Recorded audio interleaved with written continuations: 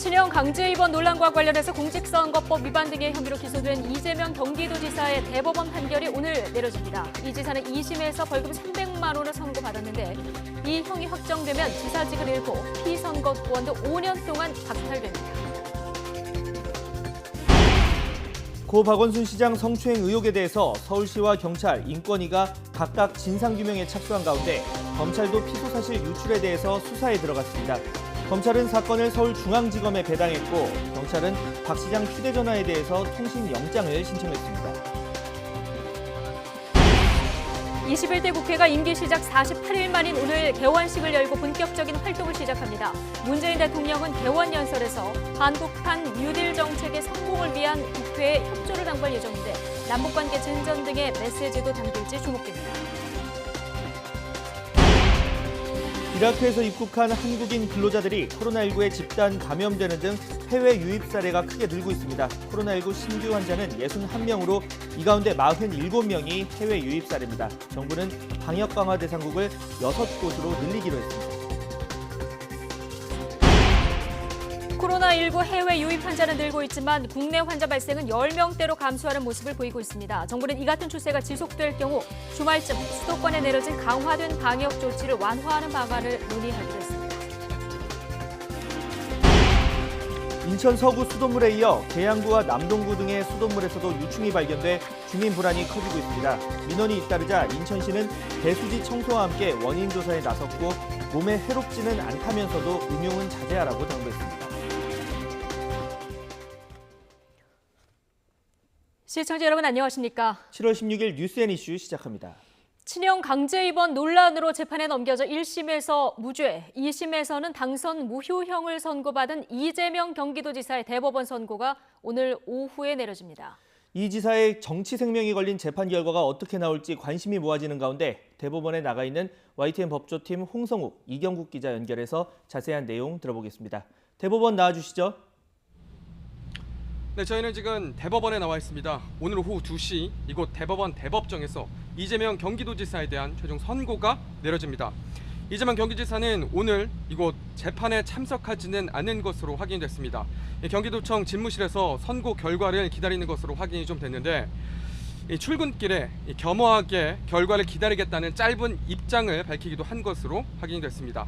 재판은 말씀드린 대로 오후 2시부터 시작이 되는데요. 앞으로 한 2시간 정도 남았습니다. 대법원 선고 자체는 그렇게 오래 걸리지가 않습니다. 확인 결과 김명수 대법원장이 15분에서 20분 분량의 선고 요지를 읽고 이번 사건에 대한 최종 선고를 내리게 됩니다. 구체적인 내용을 좀 알아볼 텐데요. 이경국 기자와 함께 자세한 내용을 좀 살펴보도록 하겠습니다. 이 기자, 오늘 선고에 이재명 지사의 정치 생명이 걸려 있다 해도 과언이 아닐 텐데요. 우선 어떤 사건인지 설명부터 좀 해주시죠. 네, 이재명 지사가 친형 고 이재선 씨를 강제 입원시키려 했다는 의혹과 관련된 사건입니다. 시점으로 보면 2012년까지 올라가는데요. 이 지사가 성남시장 재직 시절 자신의 친형 고 이재선 씨를 강제로 입원시키려 한 것이 알려지면서 사건이 시작이 됐습니다. 검찰은 친형이 성남시청에 악성 민원을 반복적으로 제기하고 시정 운영을 공개 비판하는 등 시정에 지장을 주자 2012년 4월에서 8월쯤 당시 보건소장과 정신과 전문의 등에게 이 지사가 강제 입원 절차 진행을 지시했다고 봤습니다. 검찰은 이에 대해서 지난 2018년 12월 직권남용 권리행사 방해 혐의를 적용해서 기소를 했습니다. 또 이와 관련해서 지난 2018년 6.13 지방선거를 앞두고 열린 TV 토론회에서 친형 강제 입원과 관련해 허위 사실을 공표했다는 공직선거법 위반 혐의로도 기소를 했습니다. 그럼 이 강제 입원 의혹 관련 혐의부터 좀 자세하게 좀 설명을 해주시죠. 네, 앞서 말씀드린 대로 이 지사가 친형을 강제 입원시키기 위해서 보건소장 등에게 부당한 지시를 했다는 혐의입니다. 특히 성남시장 재직 시절 당시에 비서실장을 통해서 보건소장에게 수차례 전화를 해 친형을 강제 입원시키는 절차를 진행하라고 지시했던 건데요.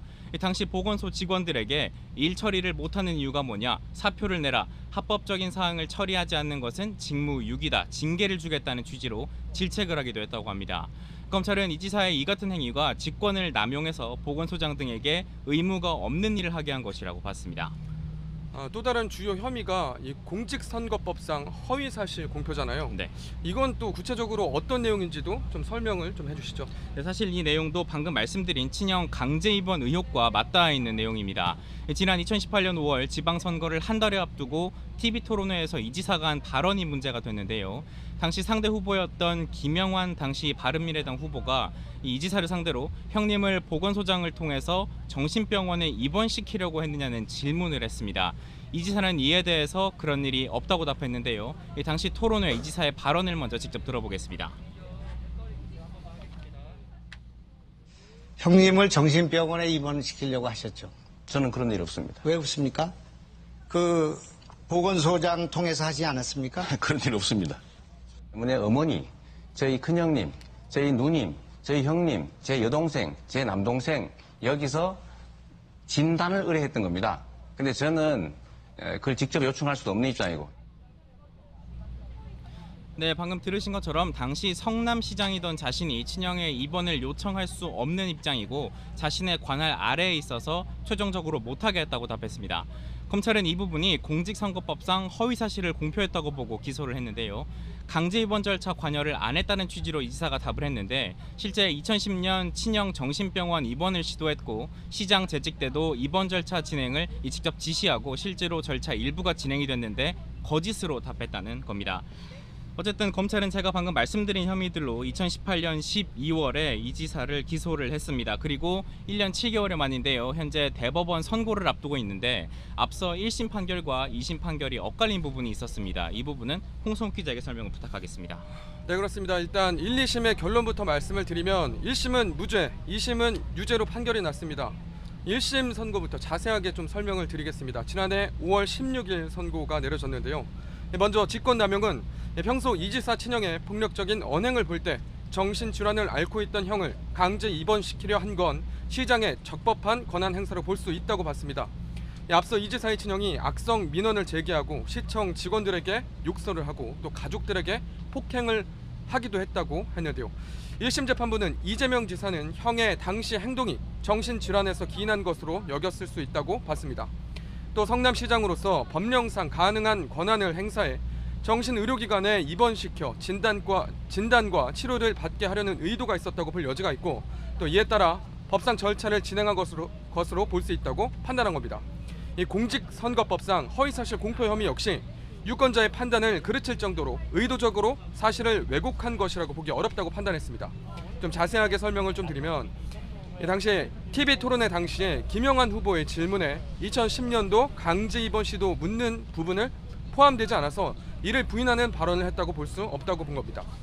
구체적 행위를 특정할 수 없는 불분명한 발언이고 그 발언이 선거인의 정확한 판단을 그르칠 정도로 의도적으로 사실을 왜곡한 거라고 볼 수 없다고 1심 재판부는 본 겁니다. 그런데 2심에서는 1심 무죄 판단을 뒤집고 당선 무효형에 해당하는 벌금 300만 원을 선고했는데요. 그 이유와 배경도 자세히 설명을 해주시죠.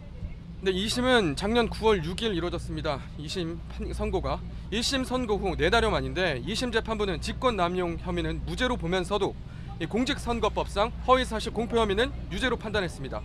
이 부분도 좀 자세하게 설명을 드리겠습니다.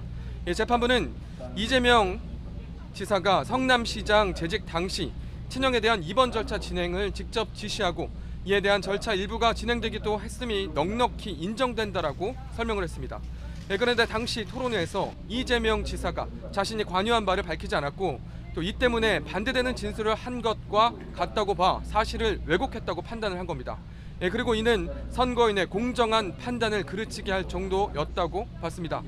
다만 이재명 지사가 강제 입원 절차를 중단시켰다고 말한 부분에 대해서는 허위사실 공표로 인정을 하지 않았습니다. 당선 목적으로 허위사실을 공표하면 공직선거법 위반에 해당합니다. 앞서 말씀드린 대로 벌금 300만 원을 선고했는데요. 공직선거법 250조 1항은 당선을 목적으로 후보자에게 유리하도록 후보자의 가족관계나 직업, 경력 등에 관해 허위사실을 유포한 경우에는 5년 이하의 징역 또는 3천만 원 이하의 벌금에 처하도록 규정하고 있습니다. 1심, 2심 이렇게 설명을 좀 드렸는데 이 유무죄 판단이 엇갈렸습니다. 이제 대법원의 판단만 좀 남겨둔 상황인데 아무래도 1, 2심이 다르게 판단한 부분이 가장 중요한 쟁점이 되겠죠. 네, 그렇습니다. 이 쟁점은 이 지사의 발언이 공직선거법이 금지하는 허위사실 공표에 해당하는지 여부가 될 것입니다.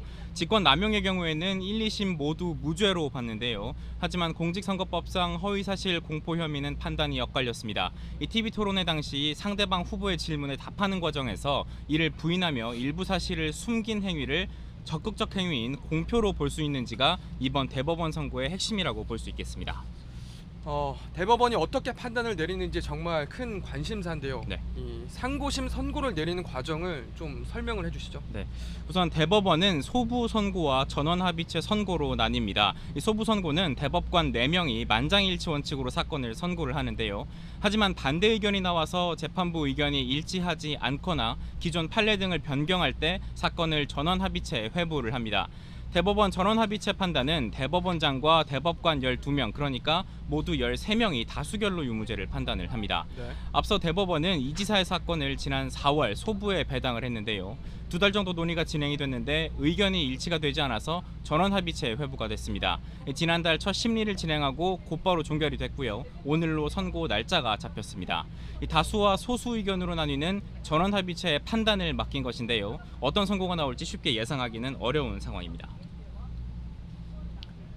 네, 이번 대법원 선고 결과에 따라서 이재명 지사의 정치 생명이 좌우된다고 볼 수 있는 상황인데요. 이 부분과 관련된 상황도 설명을 부탁드리겠습니다. 네, 맞습니다. 말씀하신 대로 이 결과에 따라 이 지사의 정치 생명이 좌우됩니다. 대법원 전원합의체 재판부가 벌금 300만 원을 선고한 원심 판단을 유지하고 이 지사의 상고를 기각하면 이 지사는 경기도 지사직을 잃게 됩니다. 이 당선 무효형에 해당하는데 효력이 즉시 발생합니다. 또 선거에 출마할 권리가 5년간 박탈되는데 사실상 정치 생명을 잃는 것이나 마찬가지입니다. 또 이 부분에 대해서는 돈 문제도 있습니다. 30억 원이 넘는 선거 보전 비용도 반납해야 하는 겁니다. 선출직 공무원의 경우 공직선거법이나 정치자금법 위반 등으로 100만 원 이상의 형이 확정되면 직을 상실합니다. TV토론의 발언 내용이 현재 경기도지사로 선출된 지난 2018년 지방선거 당시의 문제여서 당선 무효형에 해당하는데 유죄로 판단한 원심의 판단을 깨고 이 사건을 파기환송하면 이 지사직은 유지할 수 있습니다. 즉 사건을 다시 원심 재판부인 수원 고등법원으로 돌려보내면 지사직은 유지할 수 있다는 겁니다. 2심 판단을 다시 받게 되는데 이때까지 지사직을 유지할 수 있습니다. 이재명 지사 이 유력한 차기 대선 후보로도 거론되고 있잖아요. 네. 이 정치권 못지않게 일반 시민들도 관심이 정말 뜨겁습니다. 네. 그런데 오늘 재판 이 전 과정을 생중계한다고요. 네, 그렇습니다. 원칙적으로 법전의 방송 촬영은 원래 할 수가 없는데요. 하지만 대법원의 법정 방청과 촬영에 관한 규칙에 따라서 피고인이 동의하거나 공공의 이익이 상당한 경우에는 생중계가 가능합니다. 지난 2017년 대법원이 공개 변론 외에 선고의 생중계가 가능하도록 규칙을 바꿨는데요. 이 대법원 선고가 생중계된 건 지난해 8월 박근혜 전 대통령의 국정농단 사건 생중계 이후 2번째입니다. 지방자치단체장에 대한 대법원 선고 중계는 이번이 처음인데요. 이 대법원이 유튜브를 통해서도 중계를 하는데 YTN이 생생하게 상황을 중계해드릴 만큼 계속 시청해주시길 부탁을 드리겠습니다. 이재명 경기도지사의 정치 생명을 좌우할 이번 대법원 선고 앞으로 2시간 정도 남았습니다. 결과가 주목이 되는데요. 관련 상황과 선고 결과 이곳에서 정확하고 또 신속하게 전해드리도록 하겠습니다. 지금까지 대법원에서 전해드렸습니다. 네, 자 이재명 지사 선고 결과에 따라서 차기 대권 후보도 달라지는 만큼 정치권도 오늘 판결에 주목하고 있습니다. 서울과 부산시장만 해도 이미 대선 전초전 성격을 띠기 때문에 이 선고 결과에 따라 정치적인 파장도 달라집니다. 국회로 가보겠습니다. 최하영 기자. 네, 국회입니다. 예, 오늘 이재명 지사 선고 결과에 정치권 이목도 쏠리고 있죠. 네, 지금 이재명 지사만큼 가장 긴장하고 있는 건 더불어민주당일 겁니다. 이 대법원 판단에 따라 여권의 대권 구도가 요동치기 때문인데요. 현재 이 지사는 대권가도 1위인 이낙연 의원을 뒤쫓는 가장 강력한 경쟁자입니다. 그래서 민주당 입장에선 오늘 대법원 선고 결과가 중요할 수밖에 없는데요. 만약 이 지사가 원심 확정 판결을 받을 경우 앞으로 5년 동안 피선거권이 박탈되고 내후년 대통령 선거에 출마할 수 없어 이 대권 꿈을 접어야 합니다. 민주당 입장에선 안희정 전 충남지사와 박원순 전 서울시장까지 유력 대선 주자가 이미 2명이나 낙마한 상황에서 이 지사까지 잃게 되면 차기 대권 구도에 적신호가 켜질 가능성이 큽니다. 이런 이유로 미래통합당 역시 오늘 대법원 판단을 예의주시하고 있습니다. 일단 통합당 측은 아직 선고 결과가 나오지 않은 만큼 섣불리 예단할 수 없다며 말을 아꼈는데요. 하지만 여권 대권 구도에 따라 통합당 역시 내년 재보궐선거와 차기 대선 계획이 달라질 수 있어 이번 선고 결과를 주목하고 있습니다. 네, 오늘 선고 내년 재보궐선거와 또 대선에 미칠 영향도 아주 크다는 분석이 나오고 있죠. 네, 만약 대법원이 당선 무효형의 원심을 확정할 경우 민주당에도 치명적 타격이 될 전망입니다. 당장 서울과 부산시장에 이어 경기도지사까지 빈자리가 되는 초유의 상황이 빚어집니다. 또 내년 4월 재보궐선거 판도도 달라질 것으로 보이는데요. 야당이 문재인 정부 심판론을 넘어 정권 교체론으로 몰아갈 수 있기 때문입니다. 게다가 서울과 부산시장 보궐선거만 해도 이미 대선 전초전 성격을 띠는데 여기에 경기지사 선거까지 추가될 경우 그 결과가 차기 대선에도 영향을 미칠 것으로 예상됩니다. 김종인 미래통합당 비대위원장은 내년 4월 보궐선거에 대해 낙관적 측면이 있다며 이미 강한 자신감을 드러낸 상태입니다.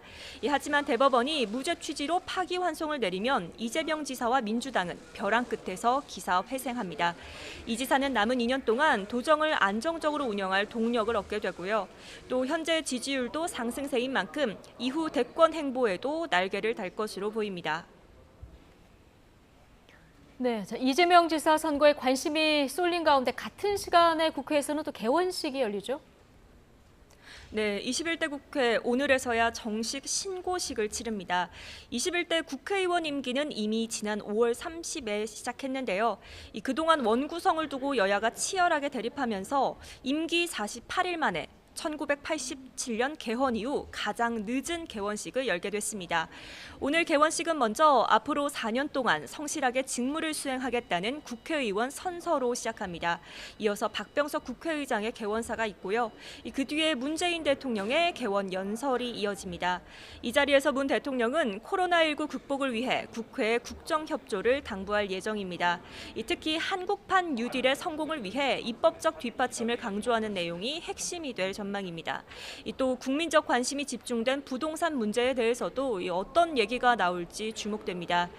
문 대통령은 개원식 뒤 박병석 국회의장과 김상희 국회 부의장을 비롯해 민주당 이해찬 대표, 통합당 김종인 비상대책위원장, 그리고 정의당 심상정 대표 등과 차담회를 할 계획입니다. 이에 앞서 더불어민주당은 조금 전 본회의를 열고 공석이었던 정보위원장에 전해철 의원을 단독 선출했습니다. 개원식을 시작으로 이후 의사 일정도 줄줄이 이어지는데요. 다음 주 20일과 21일에는 민주당과 통합당이 각각 교섭단체 대표 연설을 하고요. 이후 사흘 동안은 대정부 질문이 진행됩니다. 지금까지 국회에서 전해드렸습니다. 인천 서구 지역 수돗물에서 유충이 발견돼 신고 지역 3만 6천 세대 비상이 걸렸는데요. 계양구, 남동구 등 인천 다른 지역에서도 지금 같은 신고가 잇따르고 있습니다. 현장에 나가 있는 취재 기자 연결해 보겠습니다. 자, 홍민기 기자. 네, 인천 계양구 병방동의 한 가정집에 나와 있습니다. 예, 지금 홍 기자가 나가 있는 그 집에서도 수돗물에서 유충이 발견된 겁니까? 네, 그렇습니다. 지금 제가 손에 들고 있는 이 컵에는 오늘 아침 이 집에서 받은 수돗물이 담겨 있는데요. 이 컵 아래쪽을 자세히 보시면 길이가 0.5cm 정도 되는 유충이 2마리 있는 것을 볼 수 있습니다. 오늘 아침 7시쯤 이 집에서 살고 있는 한진욱 씨가 직접 발견하셨다고 하는데요. 그러면 한진욱 씨를 직접 모셔보고 말씀 들어보도록 하겠습니다. 네, 선생님 안녕하세요. 네, 안녕하세요. 네, 먼저 오늘 아침 상황을 한번 말씀해 주시겠어요? 네, 뭐 매일 그 샤워하는 시간에 그 샤워기를 틀었더니 한 5초쯤 지나고 나서 좀 뭐 느낌이 이상해서 바닥을 보니까 유충 2마리가 이렇게 꼬물꼬물 하는 것을 발견했습니다. 그래서 제보를 하게 됐습니다. 네, 제보해 주셔서 감사하고요. 아무래도 매일 씻는 물이다 보니까 이런 유충이 발견됐을 때 더 놀라셨을 것 같아요. 어떠셨나요? 예, 이후 서구에서 이런 일이 있어서도 제가 좀 불안했는데 제가 살고 있는 계양구에서 이런 일이 발생하니까 지금 굉장히 좀 더 불안하고 좀 찜찜한 마음을 좀 금할 수가 없고요.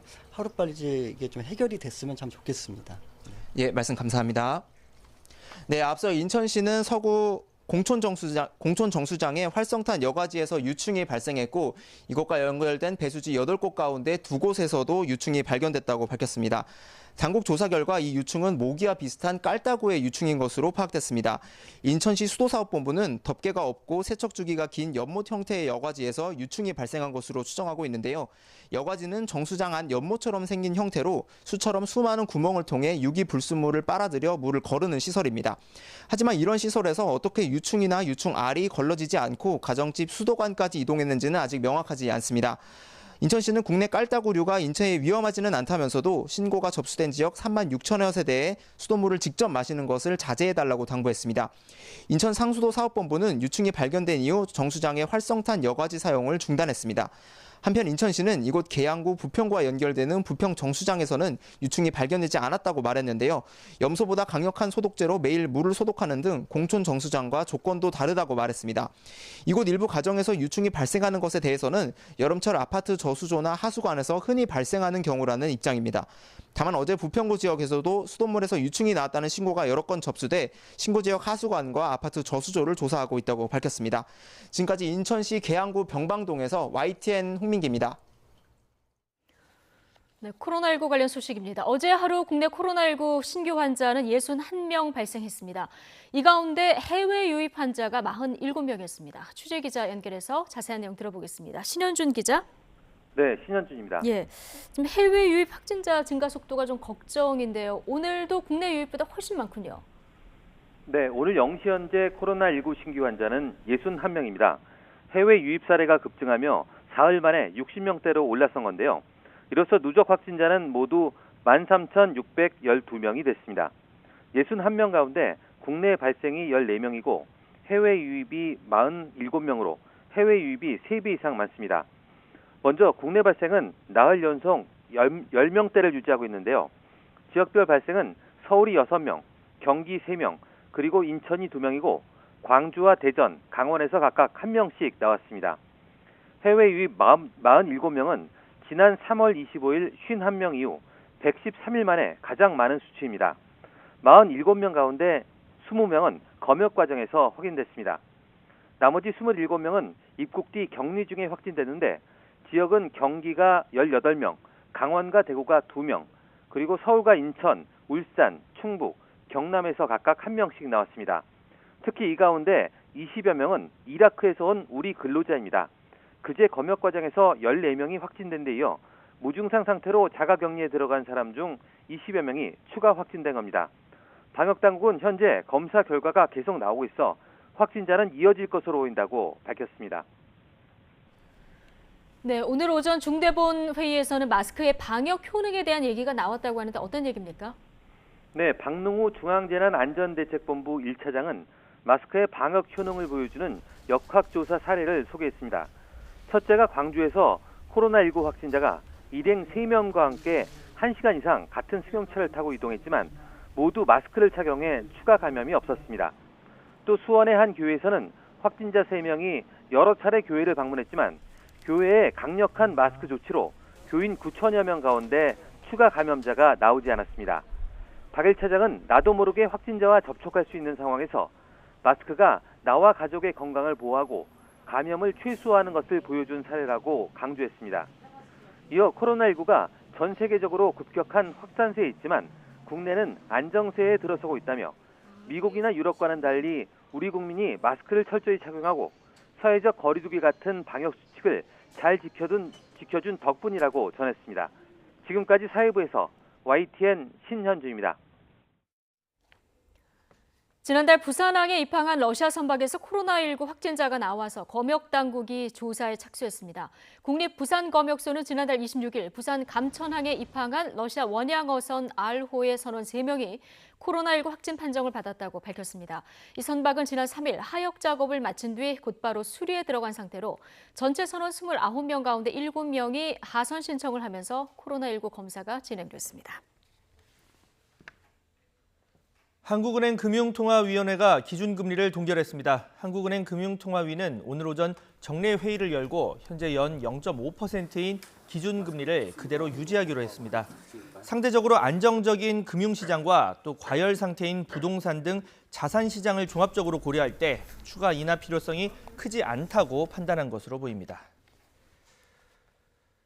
제주항공이 끝내 이스타항공과의 인수합병 계약 파기 수순을 밟을 것으로 전망되고 있습니다. 제주항공은 입장문을 통해서 선행 조건 마감 시한인 어제 자정까지 이스타홀딩스가 주식 매매 계약의 선행 조건을 완결하지 못해서 계약을 해지할 수 있게 됐다고 밝혔습니다.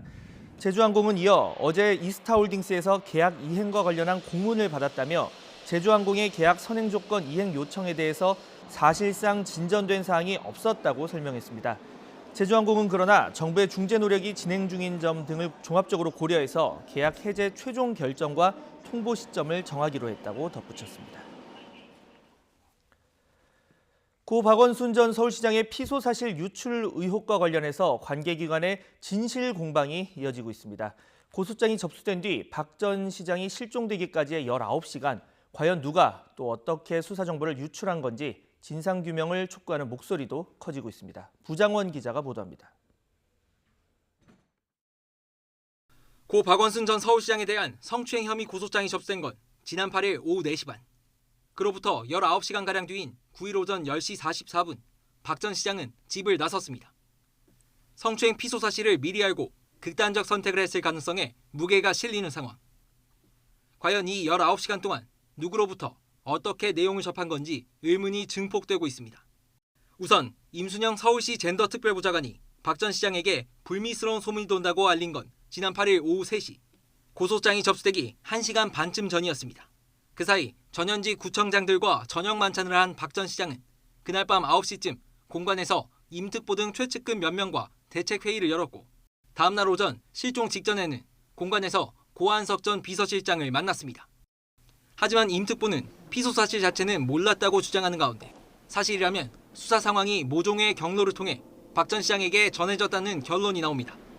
통상 성폭력 범죄의 경우 사안의 민감성을 고려해 피해자나 주변인 조사를 마친 뒤 증거 확보를 위해 강제 수사에 나서는데 누군가 일부러 고소 사실을 흘렸다면 이는 수사에 영향을 줄 수 있는 중대 범죄에 해당한다는 게 전문가들의 의견입니다. 서울시의 누군가에게 아니면 박원순 시장한테 직접 했다면 그 공무상 비밀로도 충분히 될 소지가 있죠.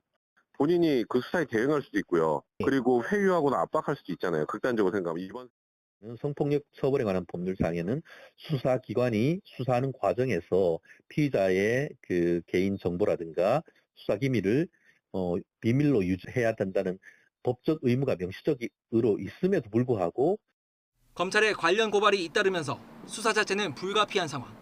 경찰과 청와대가 유출 경로로 지목된 가운데 과연 사안의 실체를 규명하는 작업에 검찰이 직접 나설지 주목됩니다. YTN 부장원입니다.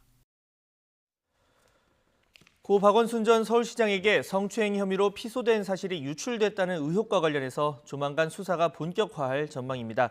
대검찰청은 박 전 시장의 고소사실 유출 의혹과 관련한 고발 사건 4건을 서울중앙지검에 배당했다고 밝혔습니다.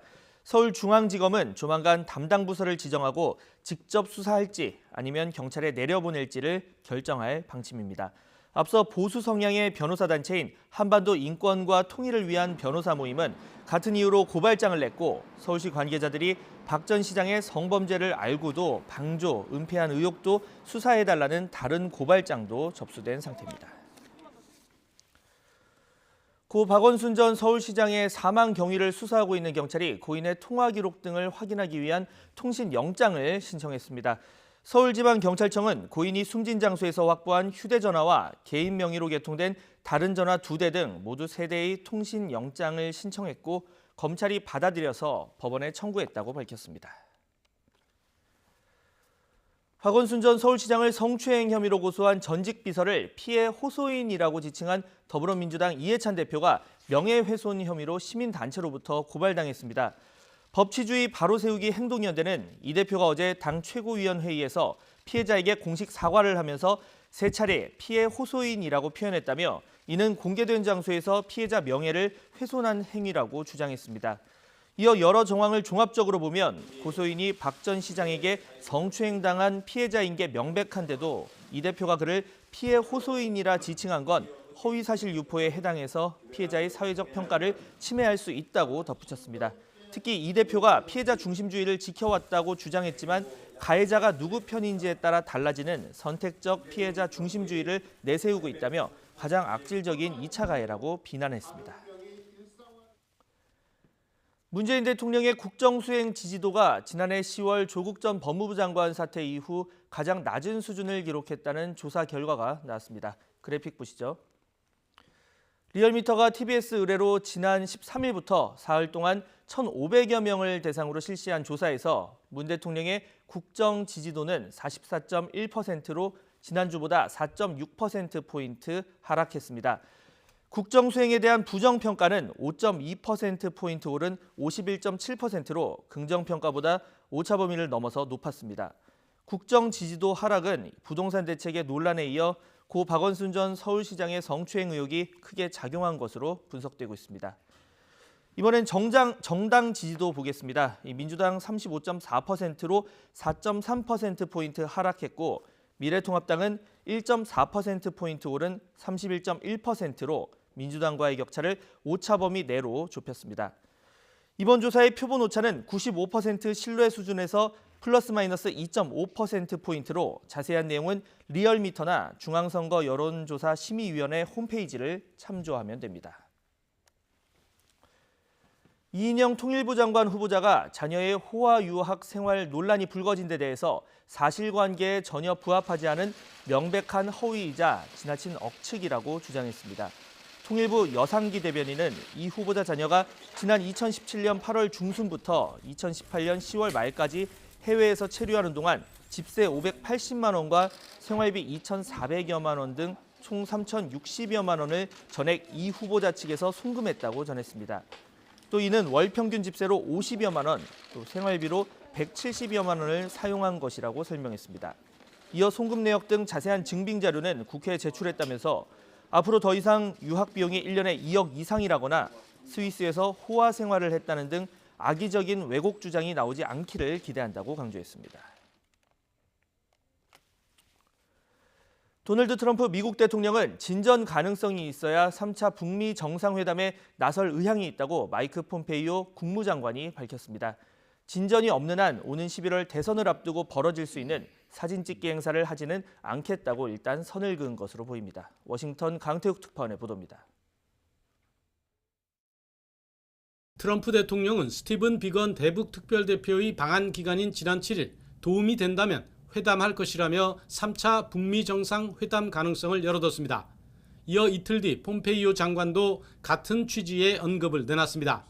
북한과 대화를 이어가기를 매우 희망한다며 정상회담보다 낮은 수준이거나 또는 고위 지도자들 수준일 수도 있다고 말했습니다. 방한 당시 비건 대표도 이 같은 가능성이 열려 있다고 확인했습니다. 이런 가운데 폼페이오 장관이 3차 정상회담의 전제 조건으로 충분한 진전 가능성을 들고 나왔습니다. But the truth is, President Trump only wants to engage in a summit if we believe there's a sufficient likelihood that we can make real progress in achieving the outcomes that were set forth in Singapore.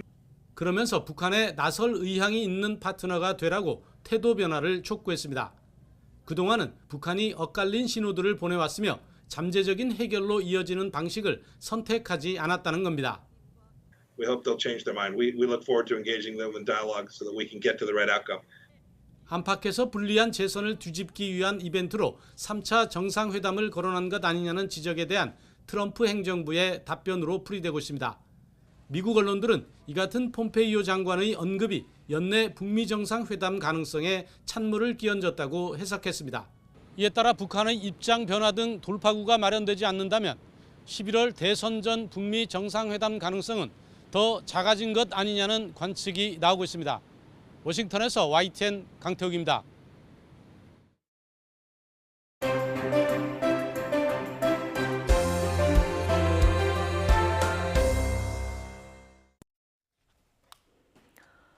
고 고 박원순 서울시장의 전직 비서 성추행 의혹과 관련해 침묵을 깬 서울시가 민관 합동조사단을 통해서 진상을 규명하겠다고 밝혔습니다.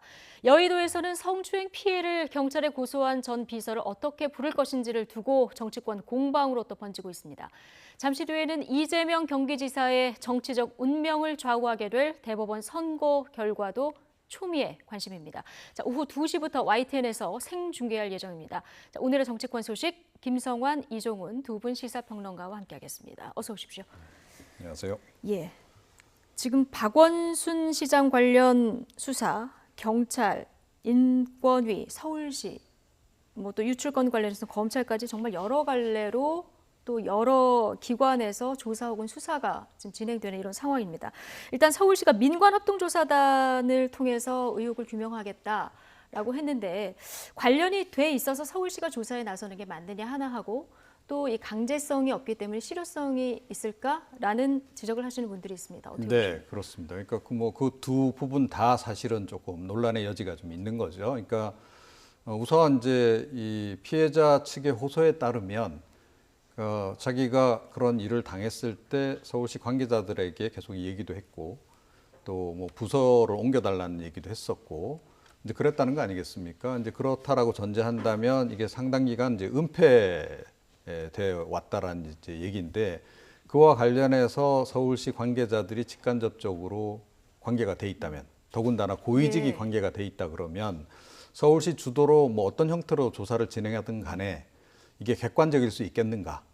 이제 그 조사의 객관성에 대한 이제 의구심이 일단 이제 제기가 되는 그런 부분이 있고요. 그런 점에서 보면 이제 조사 어떻게 보면 대상이 되는 사람들이 조사 주체가 되겠다라고 하는 그런 이제 부분에서도 역시 문제가 좀 있을 수 있는 거죠. 그래서 지금 논란이 되고 있는 겁니다. 예. 지금 민관합동조사단이 본격적으로 조사에 들어가면 밝혀야 될 부분들이 지금 말씀하신 대로 굉장히 많은데 어디까지 조사가 가능할까요? 일단 뭐 제일 궁금한 부분이기도 하고요. 물어보고 싶은 부분이 성추행이 있었는가 이거 아니겠습니까? 가장 기본적인 그게 사안. 핵심이 될 것 같고요. 그리고 박 전 시장이 이 고소 사실을 언제 인지했고 또 그 과정에서 어떤 뭐 회의가 있었든 어떤 대책들이 오고 갔고 결국은 극단적인 선택으로 이어졌는지 그 인과관계를 확인하는 것도 또한 중요한 문제 아닐까 싶습니다. 지금 아직은 모든 사람들이 추정에 의해서 그게 인과관계가 있다고 설명하고 있지만 그래도 아직까지는 인과관계를 명확하게 확인할 만한 정황 증거나 아니면 증거를 우리가 확인하지는 못한 상황이거든요. 근데 그런 과정에 있을 때 어떤 문제들이 있었는지 이걸 또 확인할 필요가 있을 것 같고요. 또 지금 방금 전에 말씀하셨던 것처럼 지금 피해 여성이 4년 동안 성추행 피해를 당했다고 했는데 그 4년 동안 성추행 피해를 인지한 사람들이 혹시 있었는지 또 그 과정에서 정말 위력이나 위계의 과정, 위력에 의해서 정말 피해를 호소할 수 없었던 상황이었는지 그건 이제 조직적인 차원에 관한 문제잖아요. 그러니까 그런 문제에 있어서 서울시가 혹시 그동안에 대책들을 만들어 왔던 게 허점은 있었는지 이런 부분들을 찾아야 할 것 같고요. 그리고 마지막으로는 이런 일이 또 반복돼서는 안 되지 않겠습니까? 반복하지 않기 위해서 어떤 대책을 만들어야 하는지 이런 부분까지 가야 되지 않을까 생각합니다. 예, 뭐 두루두루 밝혀야 될 부분이 굉장히 많은데 지금 가장 쟁점이 이 피소 사실 유출이 있었느냐 없었느냐. 자, 있었다면 어디서 했었느냐 이 부분 아니겠습니까? 자, 아직 뭐 명확한 증거는 없지만 좀 무게가 이 사전에 박원순 시장이 알았을 가능성이 있다 쪽으로 실리고는 있는데 지금 진실 공방이 좀 벌어지고 있어요. 이 젠더 특보가 고지했을 때 그리고 고소한 시간 그리고 그 전후에서 박원순 시장이 알았느냐 몰랐느냐 여기에 대해서 각자 그 진실 공방이 지금 벌어지고 있는 상황인데요. 네. 그러니까 젠더 특보의 말이 사실이라고 한다면 일단 젠더 특보가 첫 보고를 했을 때 그때 그 시점에서 고소장 접수되기 1시간 반 전입니다. 그렇죠. 한 3시 이게 8일 날 3시 오후 3시께였다는 거 아니겠습니까? 그러니까 그 시점에는 박원순 시장도 고소 사실을 몰랐던 것 같아요. 그러니까 젠더 특보의 말에 따르면 이제 그런 일이 있습니까라고 이제 물었을 때 뭐 갑자기 왜 그런 질문을 하느냐는 식의 반응을 보였다는 어차피 거죠. 이 시간은 고소장이 접수되기 전인 그렇습니다. 시간이니까요. 그렇기 때문에 이제 그 부분 관련해서 이제 규명돼야 할 부분은 뭐냐 하면 젠더 특보가 외부로부터 듣고 이제 그 얘기를 박 시장을 만나러 간 거 아니겠습니까? 그 외부에서 그 무슨 얘기를 누구로부터 들었느냐 하는 거죠. 그러니까 고소장이 접수될 거다라고 하는 얘기를 들은 건지 아니면 뭐 그냥 그 주변적인 그런 얘기만 들은 건지 그다음에 이거를 과연 어떤 경로를 통해서 들은 건지 이거 하나 있고요. 자, 이제 이런 보고를 받고 났으면 박원순 시장 입장에서는 당연히 제가 보기에는 확인 작업을 좀 했지 않았을까 싶어요. 여기저기 좀 물어도 봤을 수도 있는 거고 갑자기 젠더 특보가 와서 이런 얘기를 하는데 도대체 무슨 일이 있는지 뭐 그건 상식적으로 볼 때 이제 그렇게 진행됐을 가능성이 높다라고 보는데 어찌됐건 그 이후에 어느 시점에선가 이제 이 고소장이 접수된 사실을 박원순 시장이 이제 알게 됐을 가능성이 굉장히 높잖아요. 그죠? 그렇다라고 전제한다면 그러면 그때 그 고소장 접수 사실은 누가 알려줬으며 언제 알려줬는지 이게 또 이제 규명이 돼야 할 부분인 거죠. 그러니까 경찰 쪽에서는 고소장 접수 사실을 청와대 국정상황실에는 보고를 했다. 여기까지 얘기를 한 겁니다. 서울시 쪽에는 안 알려줬다라고 얘기를 하고 있는 거고 경찰 쪽에서 공식적으로는 그렇게 움직였을지 모르는데 경찰 쪽에서 비공식적으로 사실은 서울시에 알려줬을 가능성도 없잖아 있는 거죠. 그러니까 서울시장실에 지금 뭐 경찰 쪽에서 파견이 나가 있다는 거 아니겠습니까? 이제 그 부분이 하나 있는 거고 또 다른 가능성은 이제 청와대 보고 이루어지고 난 이후에 청와대 국정상황실에서 공식적이 아닌 비공식적인 경로를 통해서 지금 이제 박 시장에게 전달됐을 가능성 그 두 가지 가능성이 현재로서는 지금 가장 높은 그런 그 상황이 아닌가 이렇게 생각을 합니다. 예. 근데 뭐 이 젠더 특보도 그렇고 전 그 비서실장도 그렇고 피소 사실 몰랐다 이렇게 얘기를 하고 있는 상황인데 지금 피소 사실 유출 관련해서는 검찰의 그 고발 건만 4건입니다. 고소 건만. 검찰이 결국 수사를 하게 되는데 아직까지 유출이 됐다 이 명확한 증거는 없는 상황에서 그럼 수사를 좀 지켜봐야 되는 겁니까? 네, 저는 좀 지켜보는 태도가 필요하다고 생각합니다. 많은 분들이 분노하시기도 하셨고요. 실망하시기도 하셨고 또 상처를 받기도 하셨습니다. 근데 그 어떤 것도 사실은 지금 확정할 수가 없는 상황입니다. 네. 그러면 이럴 때에는 그냥 그 분노나 아니면 그 실망감이나 안타까움, 슬픔이나 이런 것들을 그대로 자기중심적으로 표출하기보다는 좀 객관적으로 검증할 수 있는 그 기관들을 조금만 지켜봐주는 태도가 필요하다고 생각합니다. 그러니까 그러다 보면 나중에 가서 결과적으로 우리가 뭐 과거의 경험이나 이런 것들을 보면서도 깨닫는 경우도 굉장히 많았지만 문별하게 상상하고 추측했던 경우들이 굉장히 많거든요. 근데 이번에도 사실은 원래는 경찰청에 당연히 이제 고소장이 접수가 됐기 때문에 그게 뭐 청와대로 보고가 될 수밖에 없고요. 서울시장직은 장관급이기 때문에 보고가 되는 게 어쩌면 좀 자연스러운 현상이기도 합니다. 근데 그 과정에서 유출됐다고 하는 의혹이 처음 제기가 됐는데 또 지금 젠더 특보 말을 들어보면 서울시 내부에서든 외부에서든 어떤 방식으로든 사전에 뭐 지금 실수가 있었다고 물어보는 게 바로 성추행을 지칭하는 것으로 보이는데요. 그 부분에 대해서 인지하는 과정이 있었다고 하는 걸 우리가 알 수가 있거든요. 그러니까 어느 쪽 사실인지를 우리가 현재로서는 알 수가 없습니다. 그러니까 다양한 가능성을 열어두고 검찰이 이제 고발 사건 접수에 대해서 뭐 당연히 수사를 할 수밖에 없는 상황이 됐고요. 그리고 박원순 시장 사망과 관련한 의혹을 또 풀기 위해서라도 지금 경찰에서 박 시장이 소유하고 있는 휴대폰에 대한 디지털 포렌식 한다고 하지 않습니까? 그 과정들을 조금만 조합해 보면 제가 볼 때는 어렵지 않게 확인할 수 있는 과정이다 이렇게 보이고요. 또 젠더 특보 같은 경우에는 지금 면직 처리가 아직 안 됐다고 합니다.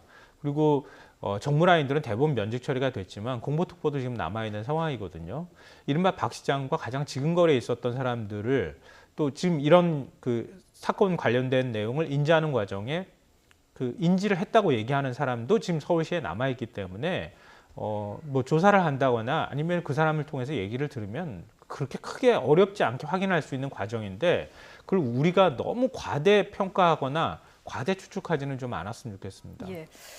피소 사실 유출이 있었냐 없었냐 만약에 있었다면 누가 유출했나 이게 정치권에서도 굉장히 지금 쟁점이 되고 있는 이런 상황인데요. 자, 미래통합당 김종인 비대위원장 오늘 아침 이런 발언을 했습니다. 듣고 오시겠습니다. 과거 정부에 대해서 공은 하나도 인정하고 전부 다 과만 얘기하는 사람들이 어떻게 해서 박원순 이 사건에 관련해서만 공을 따지고 과를 따로 분리해서 얘기를 하는지 납득이 가지 않습니다. 이번에 이 사건과 관련해서는 막 여러 가지 문제가 같이 결부되어 있기 때문에 경찰이 사전에 이거를 알려줬는지 청와대가 알려줬는지 이것에 대한 분명한 해답을 갖다가 얘기할 수 있는 것은 전 대통령이 아니신가 이렇게 생각합니다. 그래서 대통령께서 이 박원순 이 죽음과 관련해서 좀 명확한 태도를 갖다가 표명해 주시기를 바랍니다. 지금 이 시점에 누가 알려줬는지 이건 굉장히 중요한 거고 청와대가 밝혀야 된다. 어떻게 들으셨습니까? 만약에 청와대 쪽에서 비공식적인 경로를 통해서 유출된 게 맞다면 이 부분은 사실은 대통령 책임도 있는 거죠. 그러니까 지휘 책임이라는 게 있는 겁니다. 그러니까 이거는 명백한 공무선 그 비밀 누설이잖아요. 그러니까 공식적으로이든 비공식적으로든 이런 식으로 청와대에 보고된 정보가 이런 식으로 나갔다라고 하는 것은 근데 아직 맞는지 안 맞는지는 그러니까 확인이 이제 전제로 제가 안 됐기 말씀드리는 때문에. 겁니다. 만약에 사실이라고 했을 경우에는 그렇다. 예. 이제 그런 건데 이제 김종인 위원장 입장에서는 이제 다분히 좀 정치적으로 일단 이슈 제기를 하는 거죠. 그러니까 문재인 대통령도 혹시 보고받지 않았겠느냐라고 하는 전제하에서 예컨대 이제 국정상황실로 경찰이 보고한 것까지는 확인이 됐잖아요. 예. 자, 그러면 이번 사안 같은 경우에는 중대 사안이기 때문에 국정상황실장이 곧바로 대통령에게 구두로라도 보고했을 가능성은 좀 없잖아 있거든요. 이제 김종인 위원장은 그걸 전제로 하는 것 같아요. 자, 그래서 아마 보고 받았을 텐데 그러고 나서 이후에 혹시 뭐 이거를 뭐 박원순 시장 측에 좀 알려주라라든가 귀뜸을 하라라든가 이런 식의 지시를 했다면 이건 대통령의 책임일 수도 있는 거죠. 그러니까 그런 가정하에 일단 정치적으로 지금 이제 문제 제기를 하고 있는 것으로 이렇게 일단 보입니다. 자, 통합당은 오늘 민감용 경찰청장, 경찰청, 청와대 관계자 다 또 검찰에 고발을 했습니다. 뭐 지금 이제 이 건 말고도 여러 건이 지금 고발이 된 상황이니까요. 아마 검찰이 이 부분에 대해서도 뭐 수사를 하지 않을까 싶습니다. 근데 지금 사실 이번 사건 진행되는 거 보면서 저는 사실 판단하기가 굉장히 어려운 것들이 있는데요. 이런 게 아닌가 싶어요. 그러니까 2차 피해를 막아야 한다. 피해자 중심주의를 얘기한다. 다 얘기하는 거 좋습니다. 좋지만 그걸 또 정치 쟁점화하려고 하는 의도들을 포함하고 있거든요. 그러니까 그 의도는 그러면 온당한 것이냐. 이런 것에 대해서 질문할 수 있다고 저는 생각합니다. 그러니까 피해자 2차 피해를 가하는 문제라든가 이런 것들은 당연히 비판받아야 하고요. 그런 신중하지 못한 태도들에 대해서도 우리 사회가 지적할 필요가 저는 분명히 있다고 생각하지만 반대로 얘기해서 그럼 그토록 그렇게 피해자에 대해서 지금 조심스럽게 접근하는 사람들이 정치 쟁점화하면서 정치적으로 왜 이렇게 나서는가 이런 부분에 대해서도 저는 지적을 받아야 한다고 생각합니다. 김종인 비대위원장이 지금 문재인 대통령 거론하는 것도 저는 다분히 정치적 의도라고 생각해요. 그러니까 굳이 이 시점에서 문재인 대통령을 끌어들일 이유가 뭐가 있습니까? 굉장히 좀 생뚱맞은 느낌도 좀 들기도 하는데요. 물론 뭐 청와대가 그 과정들을 보고받았고 만약에 유출됐다면이라고 하는 전제를 가정을 2번이나 하고 난 다음에 지금 대통령한테 입장을 밝히라고 하는 것인데 그렇게 한 2번 정도 가정을 해서 책임을 지라고 한다거나 입장을 밝히라고 한다면 아마 김종인 비대위원장도 계속 앞으로 입장 밝혀야 될걸요. 예, 알겠습니다. 이게 정쟁화되는 것은 지양돼야 된다. 자, 이런 말씀 해주셨는데 어쨌든 의혹을 밝히는 과정에서 2차 가해가 있으면 안 된다는 거 분명하고요. 또 피해자 입장에서 이 중심에서 생각해야 된다는 데에 대해서는 뭐 이견이 없으실 것 같은데 어제 이해찬 대표의 공식 사과도 있었습니다만 그런데 피해 여성을 향해서 지금 피해 호소인이라고 지칭하는 것을 두고 정치권에서도 지금 뜨거운 공방이 벌어지고 있는 상황입니다. 자, 여기에다가 2차 가해도 지금 계속 이어지고 있는 상황인데요. 박광렬 앵커가 정리해봤습니다. 고 박원순 서울시장에게 위력에 의한 성추행 피해를 입었다며 경찰에 고소한 전 비서에 대한 2차 가해 논란이 번지고 있습니다. 자세히 짚어보겠습니다. TBS의 박지희 아나운서 온라인 팟캐스트에서 4년 동안 대체 뭘 하다가 이제와 갑자기 세상에 나서게 된 건지 궁금하다고 말했습니다. 또 YTN 라디오 진행자인 이동영 작가는 개인 유튜브 방송에서 피고소인, 즉 박 전 시장은 인생이 끝났는데 숨어서 뭘 하는 것이냐고 역시 피해자를 겨냥한 것으로 해석되는 발언을 했습니다. 미투 사건은 과거 있었던 일을 그때는 말 못했지만 지금 용기 내서 밝힌다는 취지로 신상을 드러내고 하는 것이라고 언급하기도 했습니다. 인사권이나 내부 업무 평가 권한이 있는 어쨌든 직장 상사가 가해 행위를 했을 때 과연 이제 즉각적인 문제 제기를 할 수 있는가. 4년간 겪었던 사람은 어떻겠냐라는 공감을 왜 하지 못하는지 질문해야 합니다. 4년 동안 문제 제기를 왜 못했냐는 질문은 피해자에게가 아니라 조직을 향해서 해야 하고요. 고 박원순 서울시장과 팔짱을 낀 사진을 올리면서 이 추행의 증거라고 표현한 진해원 대구지검 부부장 검사에게는 한국여성변호사회에서 징계를 요청했습니다. 피해자 입장을 전혀 고려하지 않은 경솔하고 경박한 언사로 검찰 전체에 대한 국민의 신뢰를 실추시켰다고 이유를 밝혔습니다. 자, 피해자냐 아니면 피해 호소인이냐, 여의도에선 성추행 피해를 고소한 전 비서를 지칭하는 용어를 둘러싼 논란도 있습니다. 관련 녹취 들어보시죠. 피해 호소인께서 겪으시는 고통에 깊은 위로의 말씀을 드리며 전부 다 피해를 호소하는 직원이라는 얘기가 나오거든요. 다른 이유가 있을까요? 우리 서울시에 공식적으로 이분이 말씀한 것은 아직까지 없습니다. 그리고 우리도 현재로서는 어떤 여성 단체를 통해서 이것을 접하고 있어서 민주당이 홍길동 당이 돼가고 있습니다. 고 박원순 시장의 성추행 의혹에 민주당이 피해자를 피해자라고 부르고 싶지 않아서 집단 창작을 시작했습니다. 이런 가운데 정치권도 정쟁 속 도를 넘은 말을 쏟아내고 있다, 이런 지적도 나오고 있습니다. 더불어민주당 윤준병 의원, 고인은 죽음으로 당신이 그리던 미투 처리 전범을 몸소 실천했다는 언급을 했고, 또 홍준표 무소속 의원은 좌파 운동권의 특징이라며 성공유의 일상화, 이런 표현을 썼습니다.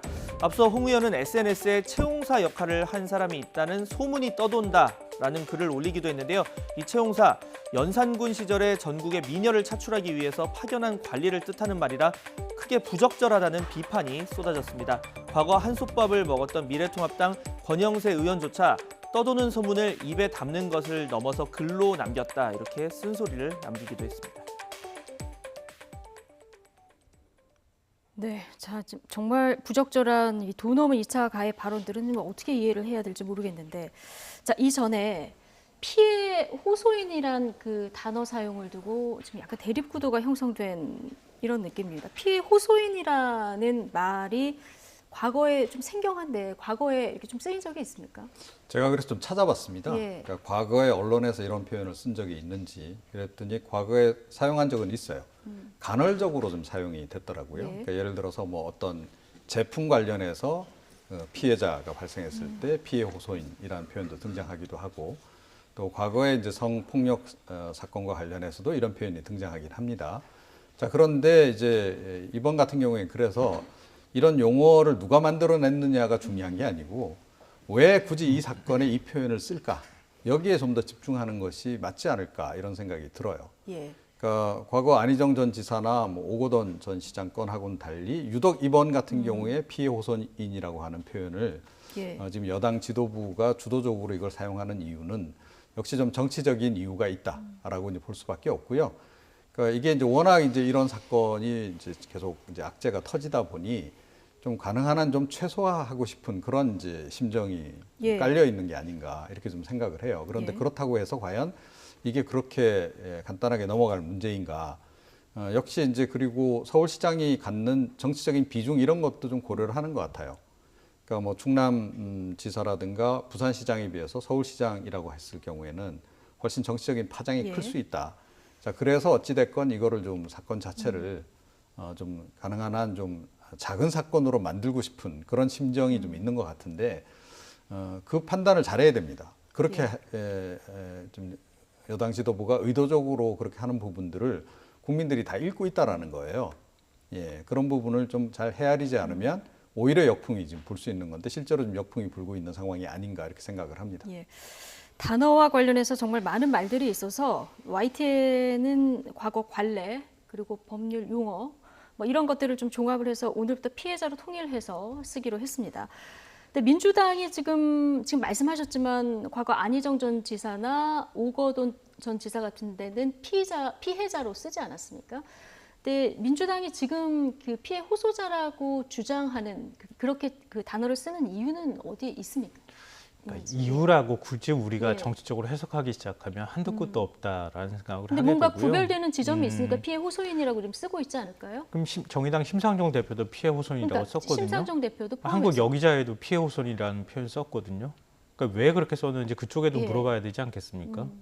그러니까 이번 사건은 전례가 없는 사건이었잖아요. 전례가 없는 사건이었고 그것에 대해서 뭔가 얘기를 할 사람이 이미 숨지고 없는 상황입니다. 그러니까 안희정 전 지사나 오거돈 전 시장은 그것도 명확히 제가 밝혀진, 말씀드릴게요. 예. 그러니까 그렇게 한 상황에서 모든 사람이 일순간에 다 충격에 빠졌었잖아요. 예. 그리고 이제 여성단체에서 그 고소인 측 변호인과 함께 기자회견을 열었습니다.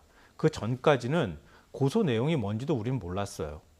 그리고 그 기자회견에서 모든 것들은 다 확정적인 사실인 것으로 밝혔습니다.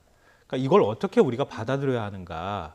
그러니까 받아들여야 할 때 그게 사실입니다라고 받아들여야 할 것인지 아니면 앞으로 조사 과정이나 이런 것들을 통해서 확인하는 과정을 진상 규명을 해야 되는 과정을 밟아가야 할 것인지에 대해서 다 확정하지 못한 상황이었어요.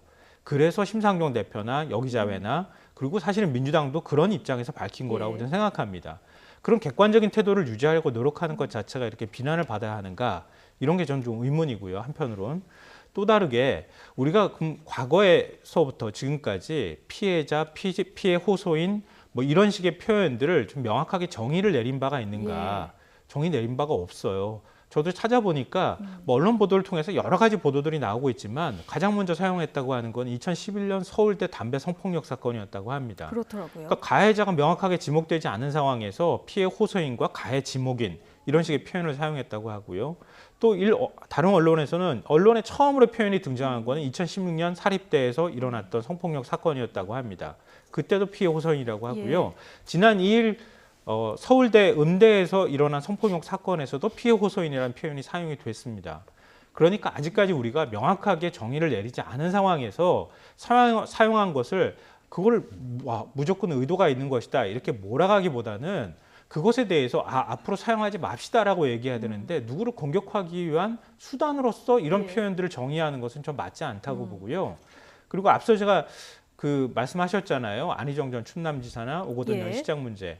안희정 전 충남지사 같은 경우에는 피해 여성이 언론을 통해서 얼굴을 드러냈고요. 드러내고 그 사실을 밝히자마자 안희정 전 지사가 당시에 곧바로 사과까지 먼저 했습니다. 그러니까 문제가 안 됐던 거예요. 그때는 어떻게 얘기를 하더라도. 그리고 오거돈 전 시장 같은 경우에는 사퇴 기자회견을 하면서 자신이 그 사실을 인정했습니다. 이 사실관계에 대해서 바로 인정한 부분이 그렇게 해서 곧바로 혼란 거죠. 없이 정리가 됐던 거예요. 그러니까 우리가 정리하지 않았던 것을 누군가가 얘기했다고 해서 그걸 비난하기보다는 앞으로 우리가 어떻게 써야 할 것인지에 대해서 이번 기회에 정리를 해가는 과정들이 좀 중요하다고 보고요. 오늘 여성가족부에서 법률적으로 법상으로 피해자라고 부르는 것이 맞다고 했으면 앞으로 그렇게 정리해서 사용하면 되는 거 아니겠습니까? 그러니까 이런 맥락이나 과정들을 다 빼버린 채 저들은 마치 저기 의도를 갖고 저러는 것이야 라고 이렇게 몰아붙이거나 공세를 펴는 것은 좀 바람직하지 않다고 생각합니다. 의도가 있다기보다는 과거 안희정 지사나 오거돈 전 시장과는 조금 달리 볼 측면이 있다. 이런 점을 이해하고 봐야 된다는 말씀을 해주셨고 그 징계 요청을 받은 진해원 대구지검 부장검사 발언이 어제도 논란이 됐는데 그 이후에 또 글을 남겼더라고요. 뭐 그리스 신화를 또 인용을 했던데요. 저도 자세히 모르는 내용입니다. 그리스 신화도 하도 본 지가 오래돼가지고 저런 내용까지 잘 기억도 안 나던데 어찌됐건 뭐 굉장히 억울한 죽음을 당한 사람의 사례를 이제 들어서 그 얘기는 결국은 이제 박원순 시장이 상당히 지금 억울하다. 뭐 그 지점을 좀 이야기를 하고 싶은 것 같아요. 이분은 지속적으로 그 얘기를 지금 계속 하는 것 같은데 그런데 제가 보기에는 이건 굉장히 정치적인 지금 행동이다라고 저는 생각을 해요. 그러니까 왜 이렇게 계속 앞으로 뭐 정치를 하시고 싶은지는 모르겠으나 어찌됐건 이런 식으로 지금 이야기를 하는 것이 뭐 저 2차 가해를 떠나서 과연 우리가 이 상황을 정확하게 이해하는데 도움이 과연 되는 행동인지 잘 모르겠습니다. 알겠습니다. 어쨌든 지금 피해자가 있는 상황이기 때문에 저희가 발언 하나하나가 굉장히 조심스러운 이런 상황이라는 거 다시 말씀드리면서 오늘 초미의 관심사로 좀 떠오른 얘기죠. 이재명 경기도지사 대법원 판결 얘기로 바로 넘어가 보겠습니다. 자, 유력 차기 대권 주자로 부상한 이재명 경기지사의 정치적 운명이 잠시 뒤 오후 2시 20분 대법원 판결로 이제 결정이 되는데요. 오늘 아침 이 지사 최후의 순간까지 도정을 챙기는데 최선을 다하겠다 이런 입장을 밝히기도 했습니다. 대법원은 어떤 판결을 내릴까요? 영상 보고 이야기 나눠보겠습니다.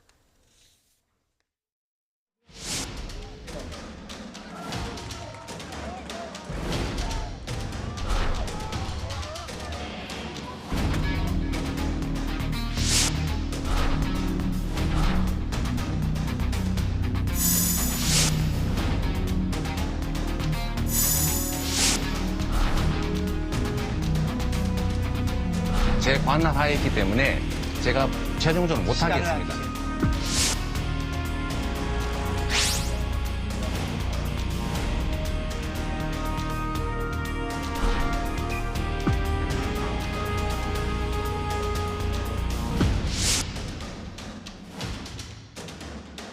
겸허하게 결과를 기다리고 제게 주어진 최후의 한순간까지 우리 도정을 챙기는 데 최선을 다하도록 하겠습니다. 고맙습니다.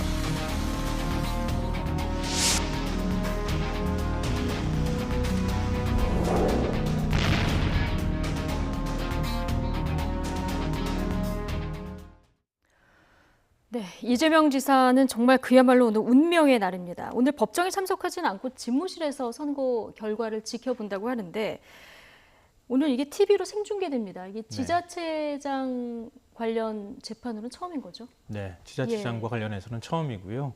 뭐 아시다시피 국정농단 사건에 있을 때 그때 이제 재판 과정이 공개가 된 적이 있지 않습니까? 이명박 전 대통령 이제 BBK 사건이라든가 그리고 또 다스 사건 이렇게 할 때 그때도 사실은 좀 공개가 됐던 적이 있었고요. 과거 4차례 정도 공개가 됐었다고 합니다. 그러니까 뭐 이번 사건이 그만큼 정치적으로 의미가 있고 국민들의 관심이 크다라는 점을 대법원이 인정한 것으로 보이고요. 또 이게 전원합의체에서 그 판단을 하는 것이기 때문에 그만큼 사안 자체를 중하게 보고 있다. 또 이렇게 또 이 대법원이 판단하지 않았을까 생각합니다. 예, 오늘 뭐 그야말로 초미의 관심사고요. 오늘 저희 YTN도 이 재판 과정 생중계를 2시에 해드릴 예정인데요. 뭐 이재명 지사가 받는 혐의가 크게는 4가지였고요. 쟁점이 되는 부분으로 좀 좁혀져서 보면 친형을 강제 입원시키도록 지시한 이 부분에 대해서 일단 직권남용 권리 행사 방해에 대해서는 1, 2심이 모두 무죄로 판결을 내렸고요. 그런데 지방선거 토론회 과정에서 강제 입원시킨 사실이 없다고 발언한 부분, 이 부분이 공직선거법상 허위사실 공표에 해당하느냐 마느냐, 여기에 대해서는 지금 1, 2심 판결이 갈린 이런 상황입니다. 자, 2018년 지방선거 당시 경기도지사 후보 토론회로 거슬러 올라가서 이 발언 먼저 듣고 이야기 이어가겠습니다. 형님을 정신병원에 입원시키려고 하셨죠? 저는 그런 일 없습니다. 그러면 성남시 정신보건센터에서 이재선 씨에 대해 아무런 문의나 검진도 없이 정신병자라고 판명했습니까? 그거는 어머니를 때리고 어머니한테 차마 표현할 수 없는 폭언도 하고 이상한 행동을 많이 했고 실제로 정신치료를 받은 적도 있는데 계속 심하게 하기 때문에 어머니, 저희 큰형님, 저희 누님, 저희 형님, 제 여동생, 제 남동생 여기서 진단을 의뢰했던 겁니다. 근데 저는 그걸 직접 요청할 수도 없는 입장이고 제 관할 하에 있기 때문에 제가 최종적으로 못하겠습니다. 네, 이제 경기도지사 그 후보 토론회에서 있었던 일입니다. 김영환 후보 그 질의에 대한 답변 과정에서 나온 건데 일단 이 부분이 유권자의 판단을 그르칠 정도의 사실 왜곡이냐 이 부분이 쟁점인 것 같은데 어떻게 들으셨습니까? 네, 그러니까 이제 이게 뭐 그 동안에도 계속 논란이 많이 됐었던 이제 부분이죠. 그러니까 2심에서 이제 이 부분을 이제 유죄 이제 판정을 내린 거고요. 1심에서는 무죄였고요. 예, 이제 이 부분 역시 이제 대법원에서 이제 최종적으로 이걸 무죄 취지로 해서 파기환송을 시킬 건지 말 건지가 지금 오늘의 가장 뜨거운 쟁점이다 이렇게 이제 볼 수 있을 텐데요. 그러니까 2심에서 이걸 유죄로 판정을 내린 근거는 이겁니다. 그러니까 조금 전에 이제 그 TV 토론 내용을 좀 보셨습니다만 네. 마치 이제 친형 강제 입원 과정에서 본인은 아무런 역할도 하지 않았던 것처럼 얘기를 하고 있고 예. 또 오히려 자기는 반대를 했다는 취지로 지금 얘기를 하고 있다는 거예요. 그런데 그동안 1심, 2심 재판 과정에서 그 관계자들이 쭉 나와서 증언한 내용도 있고 진술한 네. 내용도 있고 이제 있습니다만 이재명 지사가 개입한 여러 가지 정황들은 확인이 좀 된 거예요. 그래서 난 처음부터 반대였고 예. 그 개입을 하지 않았다라고 하는 그 부분은 명백히 이거는 허위 사실을 이야기한 것이다. 네. 이렇게 지금 2심에서 본 겁니다. 그래서 그 부분을 유죄로 지금 판정을 내린 예. 그런 상황인 거죠. 검찰은 지금 강제 입원을 시도했기 때문에 허위사실 공표가 맞다 이렇게 해서 기소를 한 거고요. 지금 쟁점은 답하는 과정에서 나온 발언인데 답하는 과정에서 부인을 하면서 이제 일부 사실을 숨긴 게 이게 적극적인 사실 왜곡으로 볼 수 있느냐 없느냐 이 부분인 것 같은데요. 근데 이게 지금 사건을 헷갈리면 좀 안 되는 예. 것이요. 이재명 지사가 강제 입원을 시키려고 시도했다라고 하는 사건하고 네. 실제로 강제 입원을 했다라는 사건은 분리된 시차가 있어요. 예. 그러니까 실제로 강제 입원 조치가 된 것은 이재명 지사가 강제 입원을 시도하려고 했었던 그 시점보다 2회 가까이가 떨어져 있습니다. 네. 그러니까 이재명 지사 입장에서는 내가 실제로 정신병원에 강제 입원을 시켰다고 물어보는 것으로 이해했을 가능성도 있다는 거예요. 예. 근데 나는 강제 입원을 그 입원 조치가 맞는 것인지 또 진단을 내릴 수 있는지 조치를 취하라고 보건소장한테 지시를 했고, 근데 결국은 강제 입원이 안 됐다. 이렇게 이재명 지사는 생각할 수 있는 거 아닙니까? 그리고 실제로 강제 입원 조치가 된 것은 가족들에 의해서 강제 입원이 2년 뒤쯤에 이루어졌고, 그리고 그 형수하고 그 자제는 반대했음에도 불구하고 강제 입원이 당시에는 됐었거든요. 그러니까 이재명 지사가 받아들일 때 실제 나중에 강제 입원 조치가 됐던 상황들을 나한테 물어보는 거야라고 이해했을 가능성도 있다는 거죠. 근데 저쪽에서 물어봤을 때는 왜 강제 입원 조치를 취하려고 했느냐라고 하는 그 앞에 시점에 있었던 일들을 물어봤을 가능성도 있는 거고요. 그러니까 거꾸로 얘기하면 이재명 지사 쪽에서는 이렇게 얘기하는 거죠. 내가 저쪽에서 물어보지도 않은 말들을 그럼 그때는요 이런 상황이었었고 그 다음에는 이런 실제로 입원 조치가 이루어졌던 거는 이때 시점이었기 때문에 물어보시는 게 뭘 말씀하시는 겁니까? 라고 되물어서 다시 그걸 정리하는 과정을 밟았어야지 되는 것이냐. 묻지도 않은 말을 내가 다 설명해야 되는 것이냐. 다 설명하지 않은 것을 그걸 가지고 유죄라고 판단할 수 있느냐. 이게 이제 논란의 지점이 방어 논리이자 논란의 지점인 것 같습니다. 그리고 그 사실들을 뭐 우리가 그 하나의 사건으로 이해해서 왜 그때 그 사실이 있었는데 명확하게 그 사실들을 밝히지 않았느냐라고 해서 만약에 이렇게 판단을 해버리면 앞으로 TV 토론이나 아니면 후보자가 어떤 사실을 밝힐 때 후보자가 밝히지 않은 사실에 대해서도 이거는 허위사실 공표를 한 것이다라고 판단할 수 있다고 하는 굉장히 포괄적인 법 적용이 가능하다. 이런 부분은 법 적용에 있어서 앞으로도 쟁점이 될 가능성이 있어 보입니다. 그런데요, 지금 설명을 잘 해주셨는데 이 TV 토론에서 그 뒤에 거를 가지고 질문을 했을 리가 없잖아요. 핵심은 당신 성남시장 하면서 이 권리 권한 직권 남용한 거 아니냐라는 취지의 질문을 하는 거고, 이거는 고위공직자 선거 TV 토론 선거기 때문에 당연히 그 부분을 질문을 한 거죠. 거기에 대해서 이재명 지사는 모르겠어요. 일부러인지 뭐 착오에 의해서인지는 모르겠으나 어찌 됐건 두 번째 결국 이제 강제 입원된 그 상황에 대해서 설명했는 건지 모르겠으나 그건 질문을 이제 잘못 이해를 했거나 아니면 좀 납득할 수 없는 그런 의도를 가지고 지금 이제 약간 좀 거짓말을 한 것으로 볼 수밖에 없는 그런 상황인 거예요. 그런데 법원 쪽에서는 2심 쪽에서는 그러니까 이거는 그러니까 결국은 이제 허위 사실을 얘기한 거다라고 지금 이제 보는 거 아니겠습니까? 그런 관점에서. 제가 이제 법의 명확성이라는 게 필요한 거잖아요. 그러니까 앞에 사건하고 두 번째 사건하고 지금 최종적으로 제가 못하게 했습니다. 가족들은 입원시키려고 했습니다라고 얘기를 하고 있잖아요. 그 두 사건에 대한 답변이 지금 섞여 있는 것 같다고 얘기를 한 거예요. 그러니까 지금 그래서 뭐 해석의 여지들이 있기 때문에 1심과 2심이 다르고 지금 소부에서도 의견이 일치가 안 돼서 전원 합의체로 넘어간 이런 상황이 아니겠습니까? 오늘 정말 대법원이 어떤 판결을 할지 굉장히 관심인데 만약에 항소심 그 판결대로 확정이 된다고 하면 이재명 지사는 정말 뭐 지사직 박탈뿐만 아니라 피선거권도 박탈되고요. 그리고 그 선거 때 들어갔던 국고 보조금도 다 물어대야 되는 이런 상황이 되는 거예요. 네, 그렇죠. 예. 개인적으로 타격이 굉장히 크고요. 앞으로 정치 생명을 이어가기가 쉽지 않은 상황이 될 것이다 이렇게 보이고요. 그리고 뭐 금전적으로도 말씀하셨던 것처럼 예. 선거 보조금이 30억 넘고 한 40억 가까이 된다고 하는데요.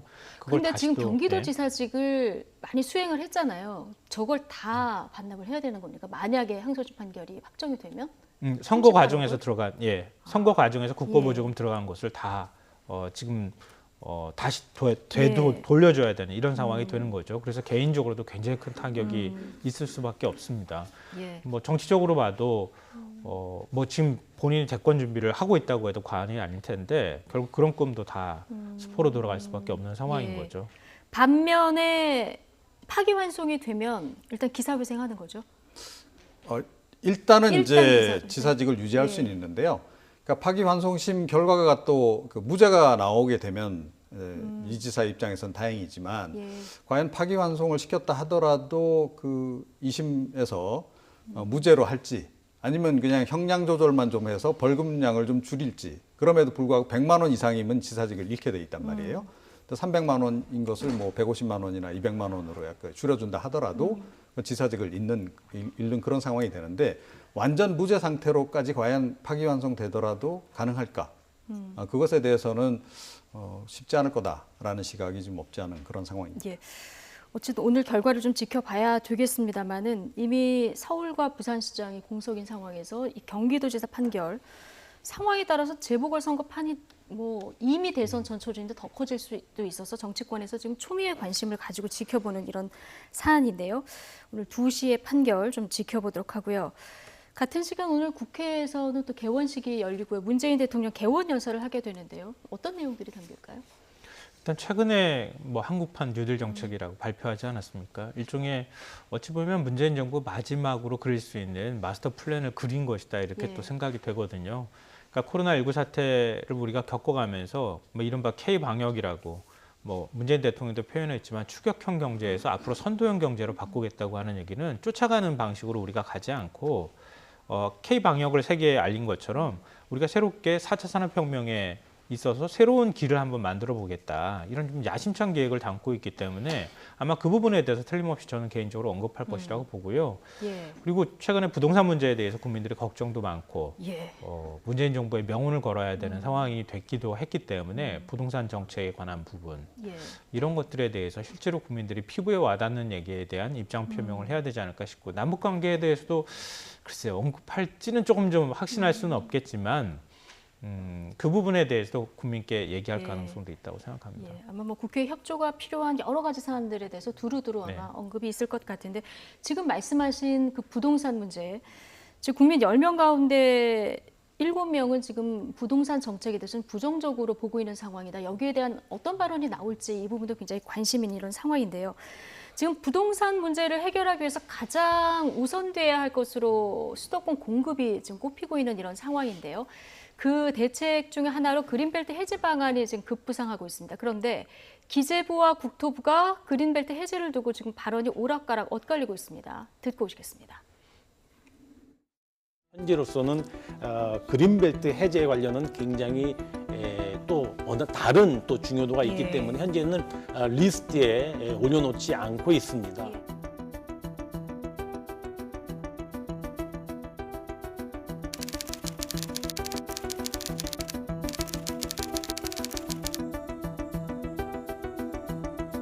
정부 차원에서 아직 검토하지 않았고요. 그 그린벨트 주로 이제 서울시 그린벨트를 말씀하시는 것으로 이해가 되는데 예. 서울특별시 쪽과도 이 부분에 대한 협의는 아직 시작되지 않았습니다. 도시 주변 그린벨트의 활용 가능성 여부 등 지금까지 검토되지 않았던 다양한 이슈에 대해서도 진지하게 논의를 해나갈 것입니다. 지금 저 발언이 길게는 10일부터 어제까지 15일까지 한 닷새 동안 발언이 번복되는 과정이었고 어제 하루에만 해도 검토 안 한다고 했다가 검토한다고 했다가 이렇게 발언이 좀 엇갈렸거든요. 국토부하고 기재부하고 입장이 이렇게 오락가락하는 이유는 어디에 있을까요? 글쎄요. 저는 사실은 좀 배우가 의심이 돼요. 대체 누가 이 그린벨트를 갑자기 해제하자는 주장을 정부 내에서 또는 그 여당 내에서 했는지 모르겠는데 왜 이게 뜬금없이 지금 이 시점에 대안으로 이게 나오느냐. 예. 그동안 검토가 안 됐던 바도 아니고 그동안 서울시하고 국토부가 충분히 검토도 했었고 서울시가 반대 의견 분명히 한 바가 있고 그렇단 말이에요.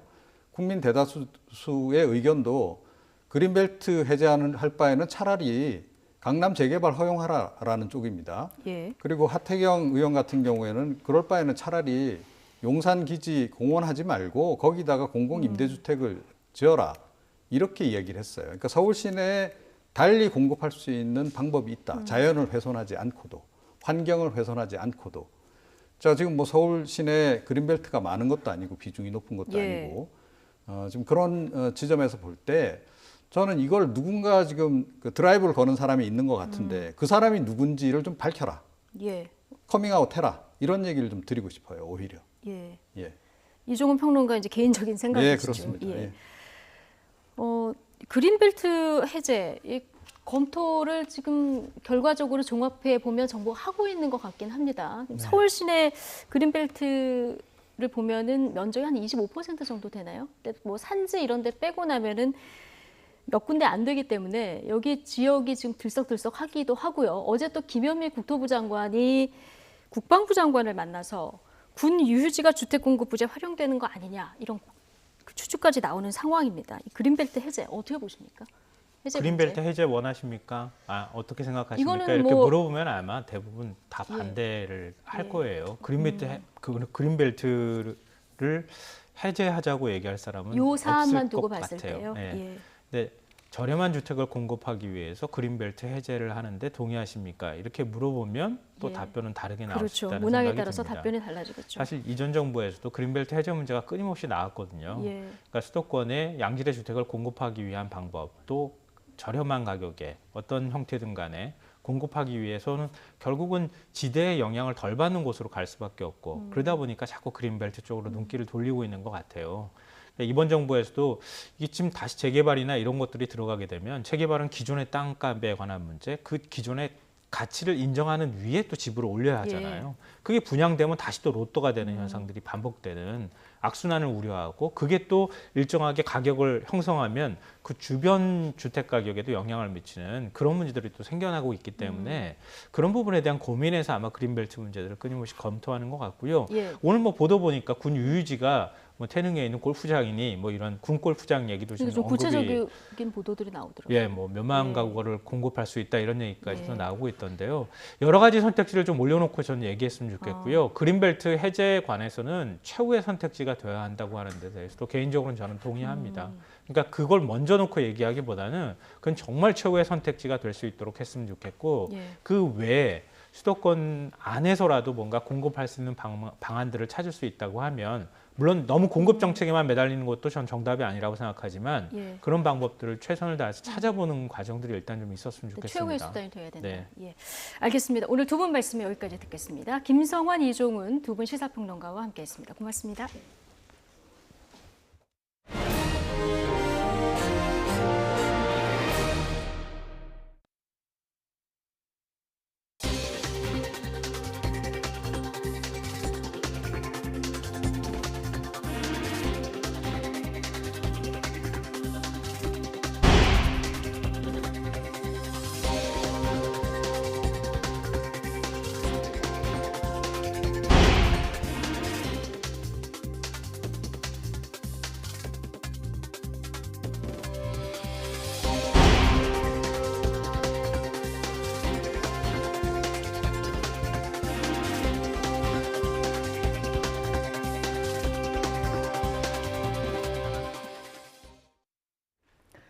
친형 강제 입원 논란과 관련해 직권남용과 공직선거법 위반 등의 혐의로 재판에 넘겨진 이재명 경기도지사의 대법원 판결이 잠시 뒤에 내려집니다.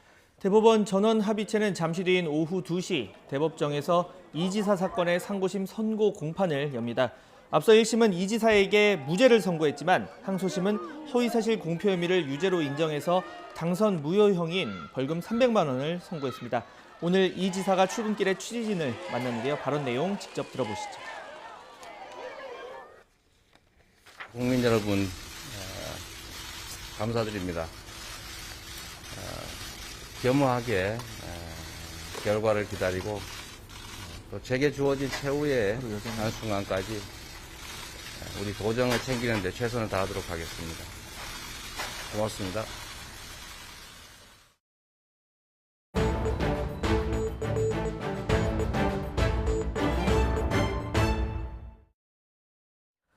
고 박원순 전 서울시장의 전직 여비서 성추행 의혹과 관련해 서울시가 민관합동조사단을 꾸려서 진상조사에 나서기로 했습니다.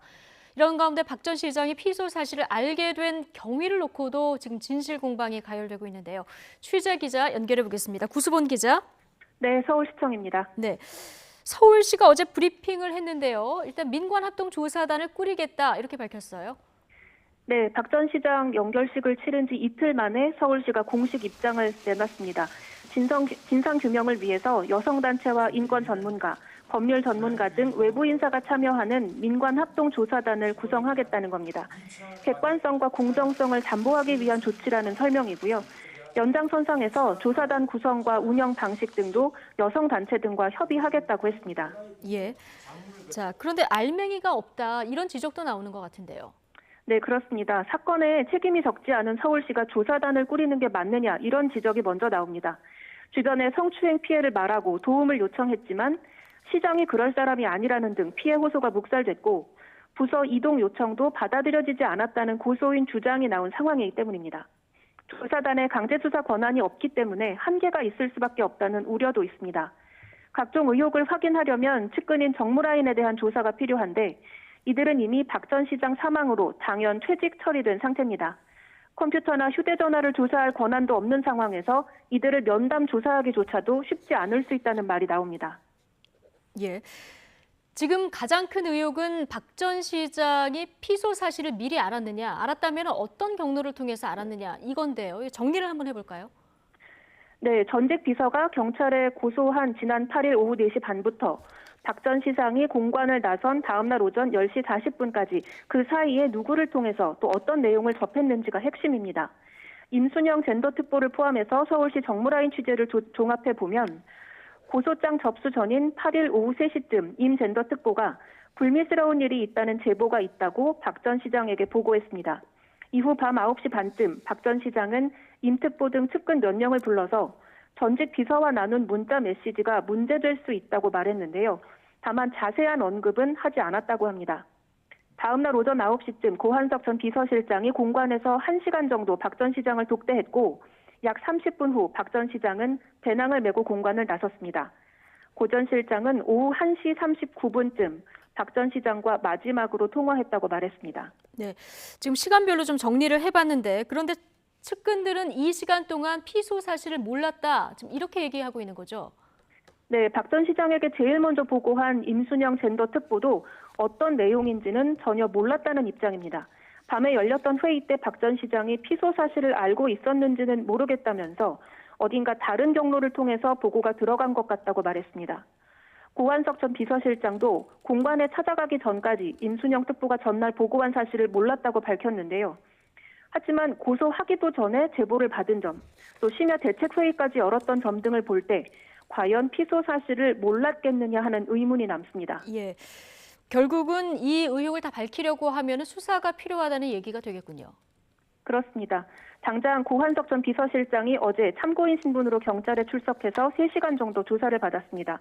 다른 측근들도 이제 차례로 소환될 예정인데요. 다만 조사 범위가 박 전 시장의 사망 경위에 한정돼 있습니다. 경찰은 사망 현장에서 발견한 휴대전화 1대와 박 전 시장 개인 명의의 휴대전화 2대 등 모두 석 대를 대상으로 통신기록 영장을 신청했습니다. 사망 경위를 밝히기 위한 것이지만 휴대전화의 성추행이나 또 고소사실 유출 의혹에 관한 정보가 담겨 있을 가능성이 있습니다. 이와 별도로 시민단체가 고소사실 유출 의혹을 밝혀달라며 고발한 사건이 서울중앙지검에 배당되면서 관련 수사도 본격화할 전망입니다. 지금까지 서울시청에서 YTN 구수본입니다. 네, 고 박원순 전 서울시장의 성추행 의혹과 관련해서 여권과 서울시는 공식 사과하면서 사태 수습에 나섰습니다. 그런데 박 시장을 고소한 전 비서를 피해자가 아닌 피해 호소인으로 표현해서 논란입니다. 유독 박 시장 사태에서만 표현이 달라서 2차 가해라는 비판도 나옵니다. 김지환 기자입니다. 고 박원순 시장의 성추행 의혹에 대해 잇따라 사과한 더불어민주당 의원들. 하지만 유독 피해자라는 단어는 쓰지 않았습니다. 피해 호소인께서 겪으시는 고통에 깊은 위로의 말씀을 드리며 성추행 피해가 있었다는 주장이 제기되어 민주당이 상심했을 국민들과 그리고 피해 호소인 또 여성 인권을 위해서 노력하는 단체들께 이낙연 의원은 SNS에서 피해 고소인이라는 표현을 썼고 더불어민주당 여성 의원들은 단체 입장문에 피해 호소 여성으로 지칭했습니다. 사과와 함께 진상규명 입장문을 발표한 서울시도 비슷한 표현을 썼습니다. 서울시는 여성단체 기자회견을 통해 피해를 호소한 직원의 고통과 아픔에 과거 다른 성범죄 사건 때와 비교하면 표현과 태도가 달라진 겁니다. 지난 2018년 안희정 전 충남지사 비서 김지은 씨의 성폭행 피해 인터뷰 직후 민주당은 대국민 사과문을 발표하며 피해자라는 표현을 썼습니다.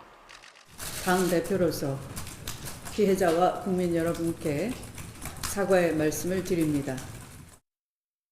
서지현 검사의 미투 폭로와 오거돈 전 부산시장 사태 때도 마찬가지였습니다. 서지현 검사의 성폭력 피해 드러내기를 응원하며 용기 있는 피해자들이 좌절하지 않고 함께하기 위해 절대 있어서는 안 되는 일을 저질러 사퇴하게 된 것에 대해서 피해자분과 부산 시민 그리고 국민 여러분께 비판이 일자 민주당은 자기 방어를 할 가해자가 없기 때문에 표현이 달라졌다고 했고 서울시는 공식적으로 시의 피해를 접수하면 용어를 바꾸겠다고 해명했습니다. 하지만 시민단체들은 피해 여성을 피해 호소인으로 부르는 건 2차 가해라며 인권위에 진정을 제기하는 등 여권과 서울시의 성인지 감수성에 대해 거센 비판을 이어가고 있습니다. YTN 김지환입니다. 박원순 전 서울시장을 성추행 혐의로 고소한 전직 비서를 피해 호소인이라고 지칭한 더불어민주당 이해찬 대표가 명예훼손 혐의로 시민단체로부터 고발당했습니다. 법치주의 바로 세우기 행동연대는 이 대표가 어제 당 최고위원회의에서 피해자에게 공식 사과를 하면서 3차례 피해 호소인이라고 표현했다며 이는 공개된 장소에서 피해자 명예를 훼손한 행위라고 주장했습니다.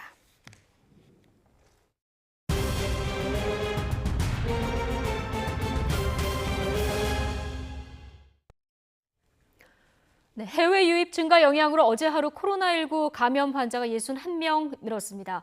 중앙방역대책본부는 오늘 0시 기준 국내 확진자는 13,612명, 사망자는 2명 늘어난 291명이라고 밝혔습니다. 해외 유입이 절반을 훨씬 넘는 47명으로 이 가운데 20명이 입국자 검역에서 확진을 받았습니다. 지역 발생은 14명으로 나흘 연속 10명대로 안정세를 이어갔습니다. 이틀 전 이라크 카르발라에서 단체 입국한 우리 근로자 가운데 코로나19 확진자가 계속해서 늘고 있습니다.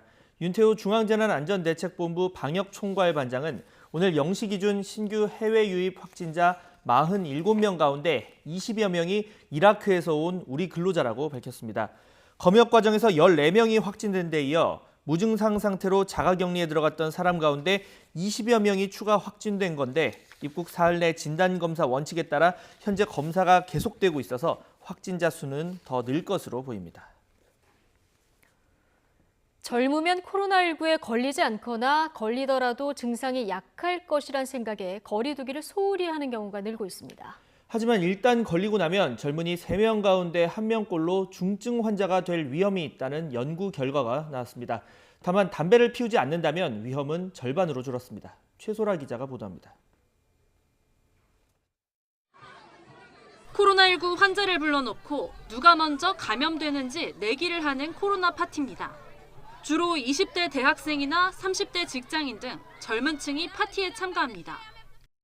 결국 파티에 참가했던 30대 남자가 코로나19로 숨지는 일까지 생기면서 미국 사회가 충격에 빠졌습니다.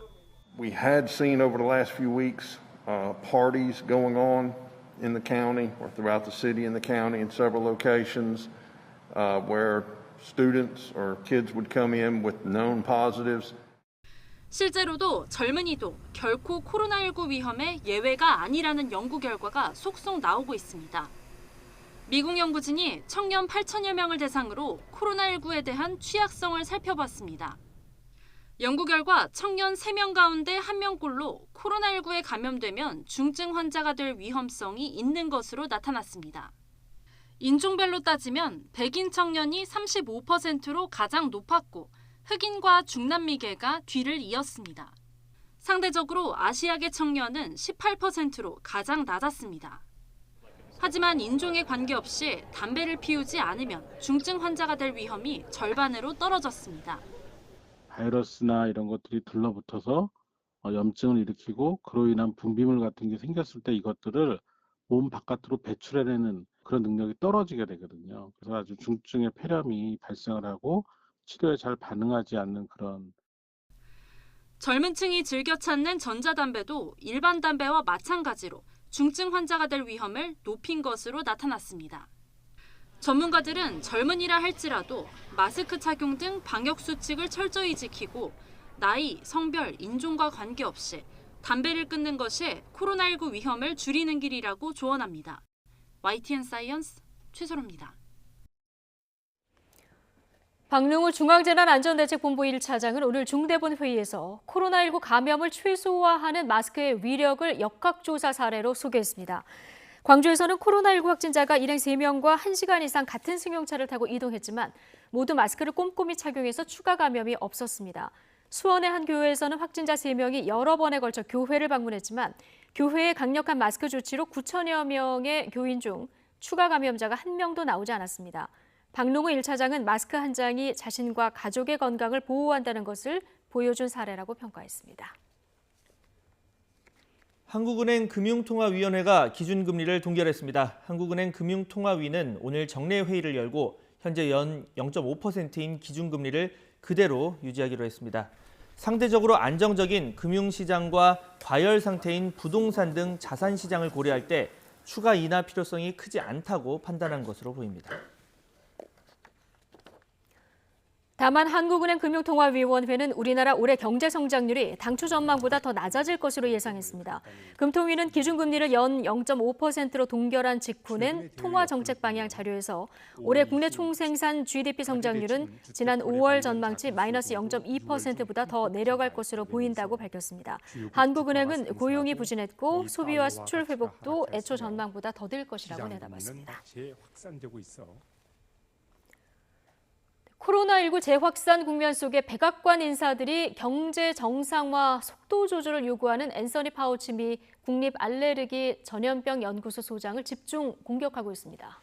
트럼프 대통령은 파우치 소장과 좋은 관계를 유지하고 있다고 퇴출설을 일단 진화하면서도 항상 파우치 소장에게 동의하는 것은 아니라고 덧붙였습니다. 이동우 기자가 보도합니다. 코로나19 발병 이후 트럼프 대통령의 잘못을 지적하는 등 잇따른 소신 발언으로 미국인들의 전폭적 신뢰를 받고 있는 앤서니 파우치 미 국립알레르기 전염병 연구소 소장. 파우치 소장은 미국 정부가 너무 서둘러 경제 정상화를 추진하다가 코로나19 재확산 국면에 접어들었다며 속도 조절을 주문했습니다.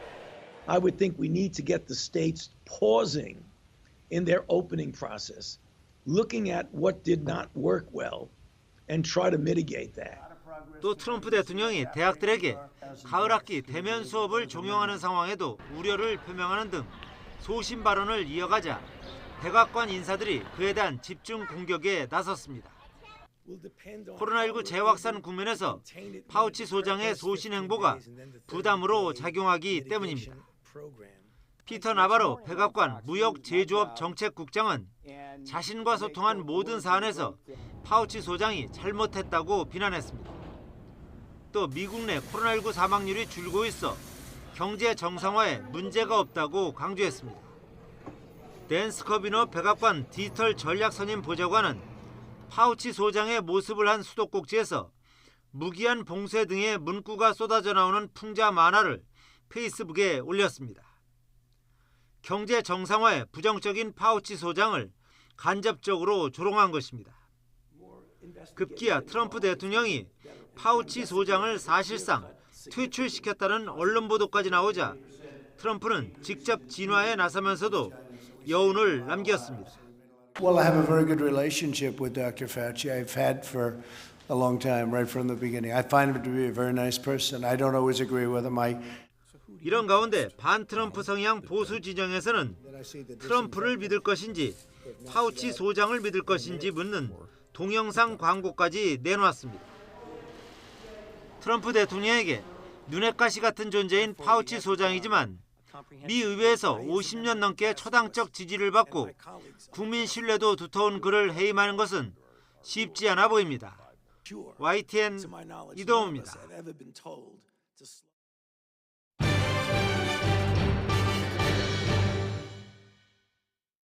9살 의붓아들을 여행용 가방에 7시간 넘게 가둬서 숨지게 한 사건. 많은 시민을 가슴 아프게 하고 또 분노하게 한 이 사건의 첫 재판이 어제 열렸습니다.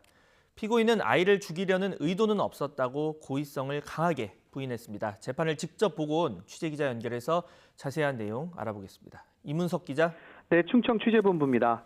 첫 공판에서 피고인이 자녀를 일부러 죽이려는 마음을 먹고 행동을 한 것은 아니다, 이렇게 주장을 했죠. 네, 맞습니다. 어제 재판에서 피고인은 살인의 고의성이 없었다고 주장했습니다. 피고가 직접 법정에도 모습을 드러냈는데요. 직접 말을 한 것은 아니었고 변호인을 통해서 전달했습니다. 피해자인 9살 의붓아들을 여행용 가방에 가두긴 했지만 사망할 것이라는 인식은 없었다고 말했습니다. 피해자를 때려 상해를 입힌 혐의라든지 상습적으로 아동학대를 한 점은 그대로 인정했습니다. 따라서 앞으로 재판에서 살인의 고의성을 두고 검찰과 변호인 측의 다툼이 이어질 것으로 보입니다. 네, 이에 앞서 검찰이 피고인에게 살인 혐의를 적용하면서 여러 가지 증거를 내세우지 않았습니까? 피고 측이 그 내용도 반박한 것으로 아는데 어떤 주장이 나왔습니까? 네, 검찰은 아이가 조그만 가방에 갇혀 숨이 안 쉬어진다고 여러 차례 울부짖었지만 피고가 풀어주지 않았다고 전에 밝혔습니다.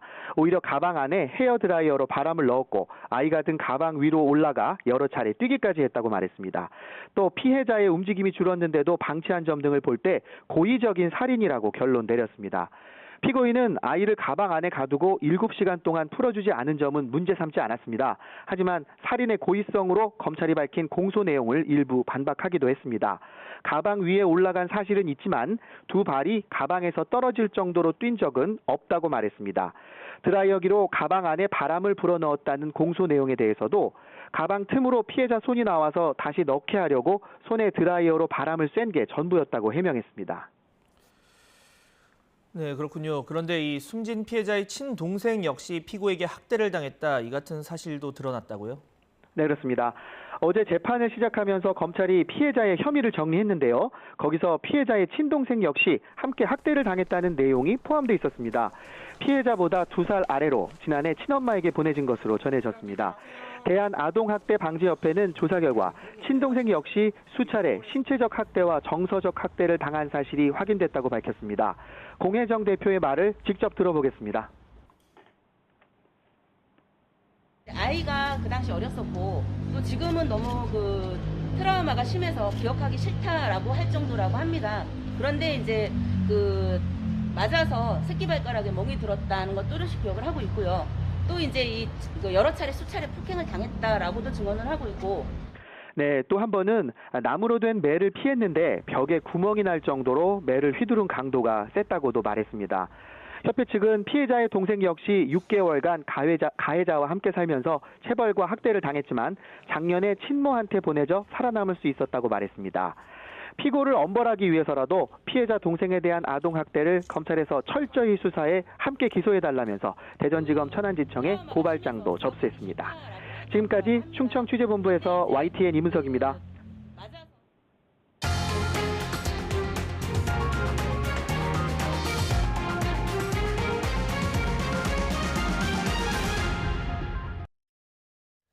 민간 어린이집 위탁 운영 업체는 국고, 즉 나랏돈까지 횡령한 의혹도 받고 있습니다. 어린이집이 건물을 빌리고 내는 돈인 임차료를 국가 보조금을 받아서 내는데 이걸 빼돌리려고 이면 계약서까지 썼다, 이런 증언도 나왔습니다. 안윤학 기자의 보도입니다. 경기도 광주의 한 어린이집, 3층짜리 건물을 빌려 쓰고 있습니다. 보증금 3억에 월세는 450만 원입니다. 하지만 해당 원장은 실제로는 월세가 아닌 전세라고 말합니다. 전세 이면 계약을 맺고 월세 450만 원은 위탁 운영 업체인 A사가 챙긴다는 겁니다. 지인하고는 가짜 계약서 보내 그러면은 구청에 들어가 있는 계약서는 가짜 계약서가 아니라 그냥 그대로 상태로 놔두고 뒤로 이제 다시 계약서 쓴 거가 안 들어가는 거지. 월세가 입금되는 건물주 통장도 아예 A사가 관리한다고 주장합니다. 아예 자기 이름으로 내 통장 하나를 내줬어. 그래서 그 계좌로 입금을 하면 본사에서 카드까지 다 해줬어요. 그래가지고 직접 터시로 빼가지고 자기네가 이제 챙기는 거지. 건물을 빌려 운영하는 어린이집은 국가 보조금을 받아 임차료를 냅니다. 결국 A사가 빼돌리는 월세가 나라 돈이라는 얘기입니다. 횡령 혐의가 적용될 수 있습니다. 어린이집 계좌에 들어가 있는 돈은 목적에 맞게 사용이 돼야 되거든요. 그 돈을 자신의 이익 또는 제3자의 이익을 위해서 빼돌렸다. 그거는 업무상 횡령 배임 성립이 됩니다. A사는 사실무근이라고 해명합니다. 그 자체가 안 틀린 제거고요. 있는 게 없어요. 기사체라는 저희가 사실 지금도 제가 기자에 억울하지 못하겠어요. 업체 측은 발뺌하기에 바쁘지만 원장들끼리 주고받은 은밀한 대화를 들어보면 의구심은 더욱 커집니다. 내가 그거를 월세 안 나가는 거를 회사에다가 주는 거지. 법적으로 굳이 따지면은 이게 그렇게 하면 안 되는 거겠지만. YTN 안윤학입니다. 미국의 오바마 전 대통령과 빌 게이츠, 워런 버핏 등 유명 인사들의 트위터에 갑자기 비트코인으로 $1,000를 보내면 2배로 불려주겠다는 글이 올라왔습니다. 트위터 계정이 해킹을 당한 건데요. 현재까지 $10만 이상 피해가 발생한 것으로 파악됐습니다. 보도에 박홍구 기자입니다.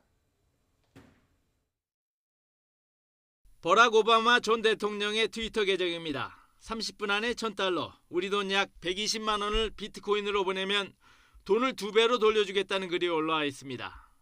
민주당 대선 후보인 조 바이든 전 부통령과 억만장자 투자가 워런 버핏, 빌 게이츠, 아마존 CEO 베이조스의 트위터에도 비슷한 글이 게시됐습니다.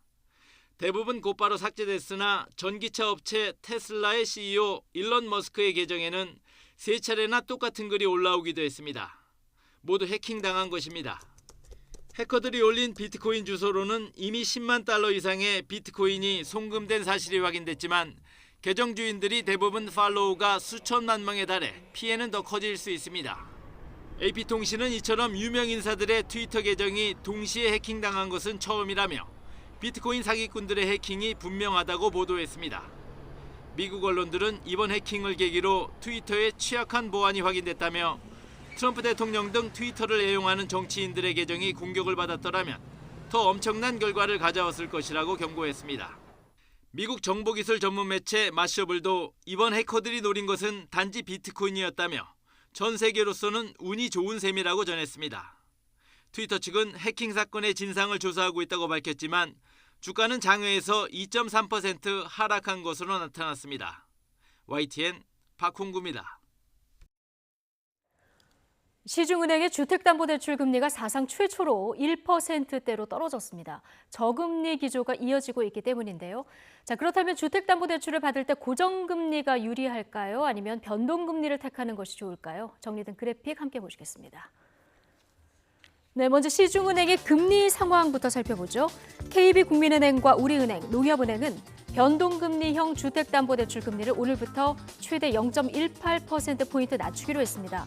특히 농협은행의 최저금리는 연 1.96%로 2012년 출범 이후 가장 낮은 수준이 됐습니다. 주택담보대출 금리가 1%대로 하락한 건 이번이 처음입니다. 자, 이는 대출금리의 기준이 되는 코픽스, 그러니까 자금 조달 비용 지수가 떨어졌기 때문인데요. 6월 신규 취급액 기준 코픽스는 0.89%로 한 달 전보다 0.17%포인트 하락했습니다. 코픽스가 1%를 밑돈 것도 사상 처음입니다. 시중은행의 자금 조달 비용이 줄었고 이에 따라서 대출금리도 하락했다는 뜻인데요. 경기 부진이 계속되면서 한국은행이 기준금리를 역대 최저 수준까지 낮춘 게 영향을 미치고 있는 겁니다. 자, 그렇다면 대출을 받을 때 고정금리와 변동금리 중 어떤 걸 선택하는 게 좋을까요? 금리가 오르는 시기에는 지금 금리가 일정 기간 보장되는 고정금리가 유리하고 금리가 하락하는 추세일 때는 비교적 금리가 낮은 변동금리가 낫다는 게 일반적인 평가입니다. 다만 지금은 유례 없는 저금리 기조가 이어지고 있는 만큼 무엇보다 자신의 상환 계획을 고려하는 게 중요하다는 조언이 나옵니다. 변동형 금리가 떨어지는 추세라고는 하지만 고정형 금리 같은 경우도 지금은 최저금리 수준으로 봤을 때 변동금리가 크게 차이가 나진 않습니다. 그렇기 때문에 본인이 그 상환 계획에 맞춰서 그 금리형을 선택하는 게 가장 중요해 보입니다. 네, 이미 대출을 받은 분은 어떻게 하는 게 좋을까요?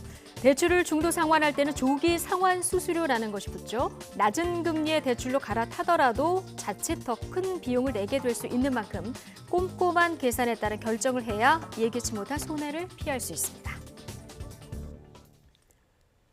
정세균 국무총리는 고 최숙현 선수 사망 사건을 계기로 이번이 마지막이라는 각오로 체육계 전반을 개혁하겠다고 밝혔습니다.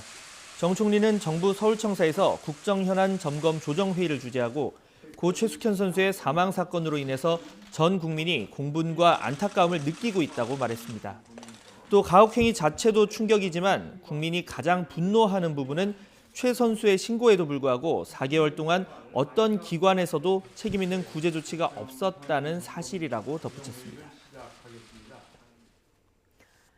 종근당 이장한 회장의 아들이 음주운전 혐의로 1심에서 징역형의 집행유예를 선고받았습니다. 서울중앙지방법원은 도로교통법상 음주운전 혐의로 기소된 33살 이모 씨에게 징역 1년에 집행유예 2년을 선고하고 준법 운전 강의 40시간 수강을 명령했습니다.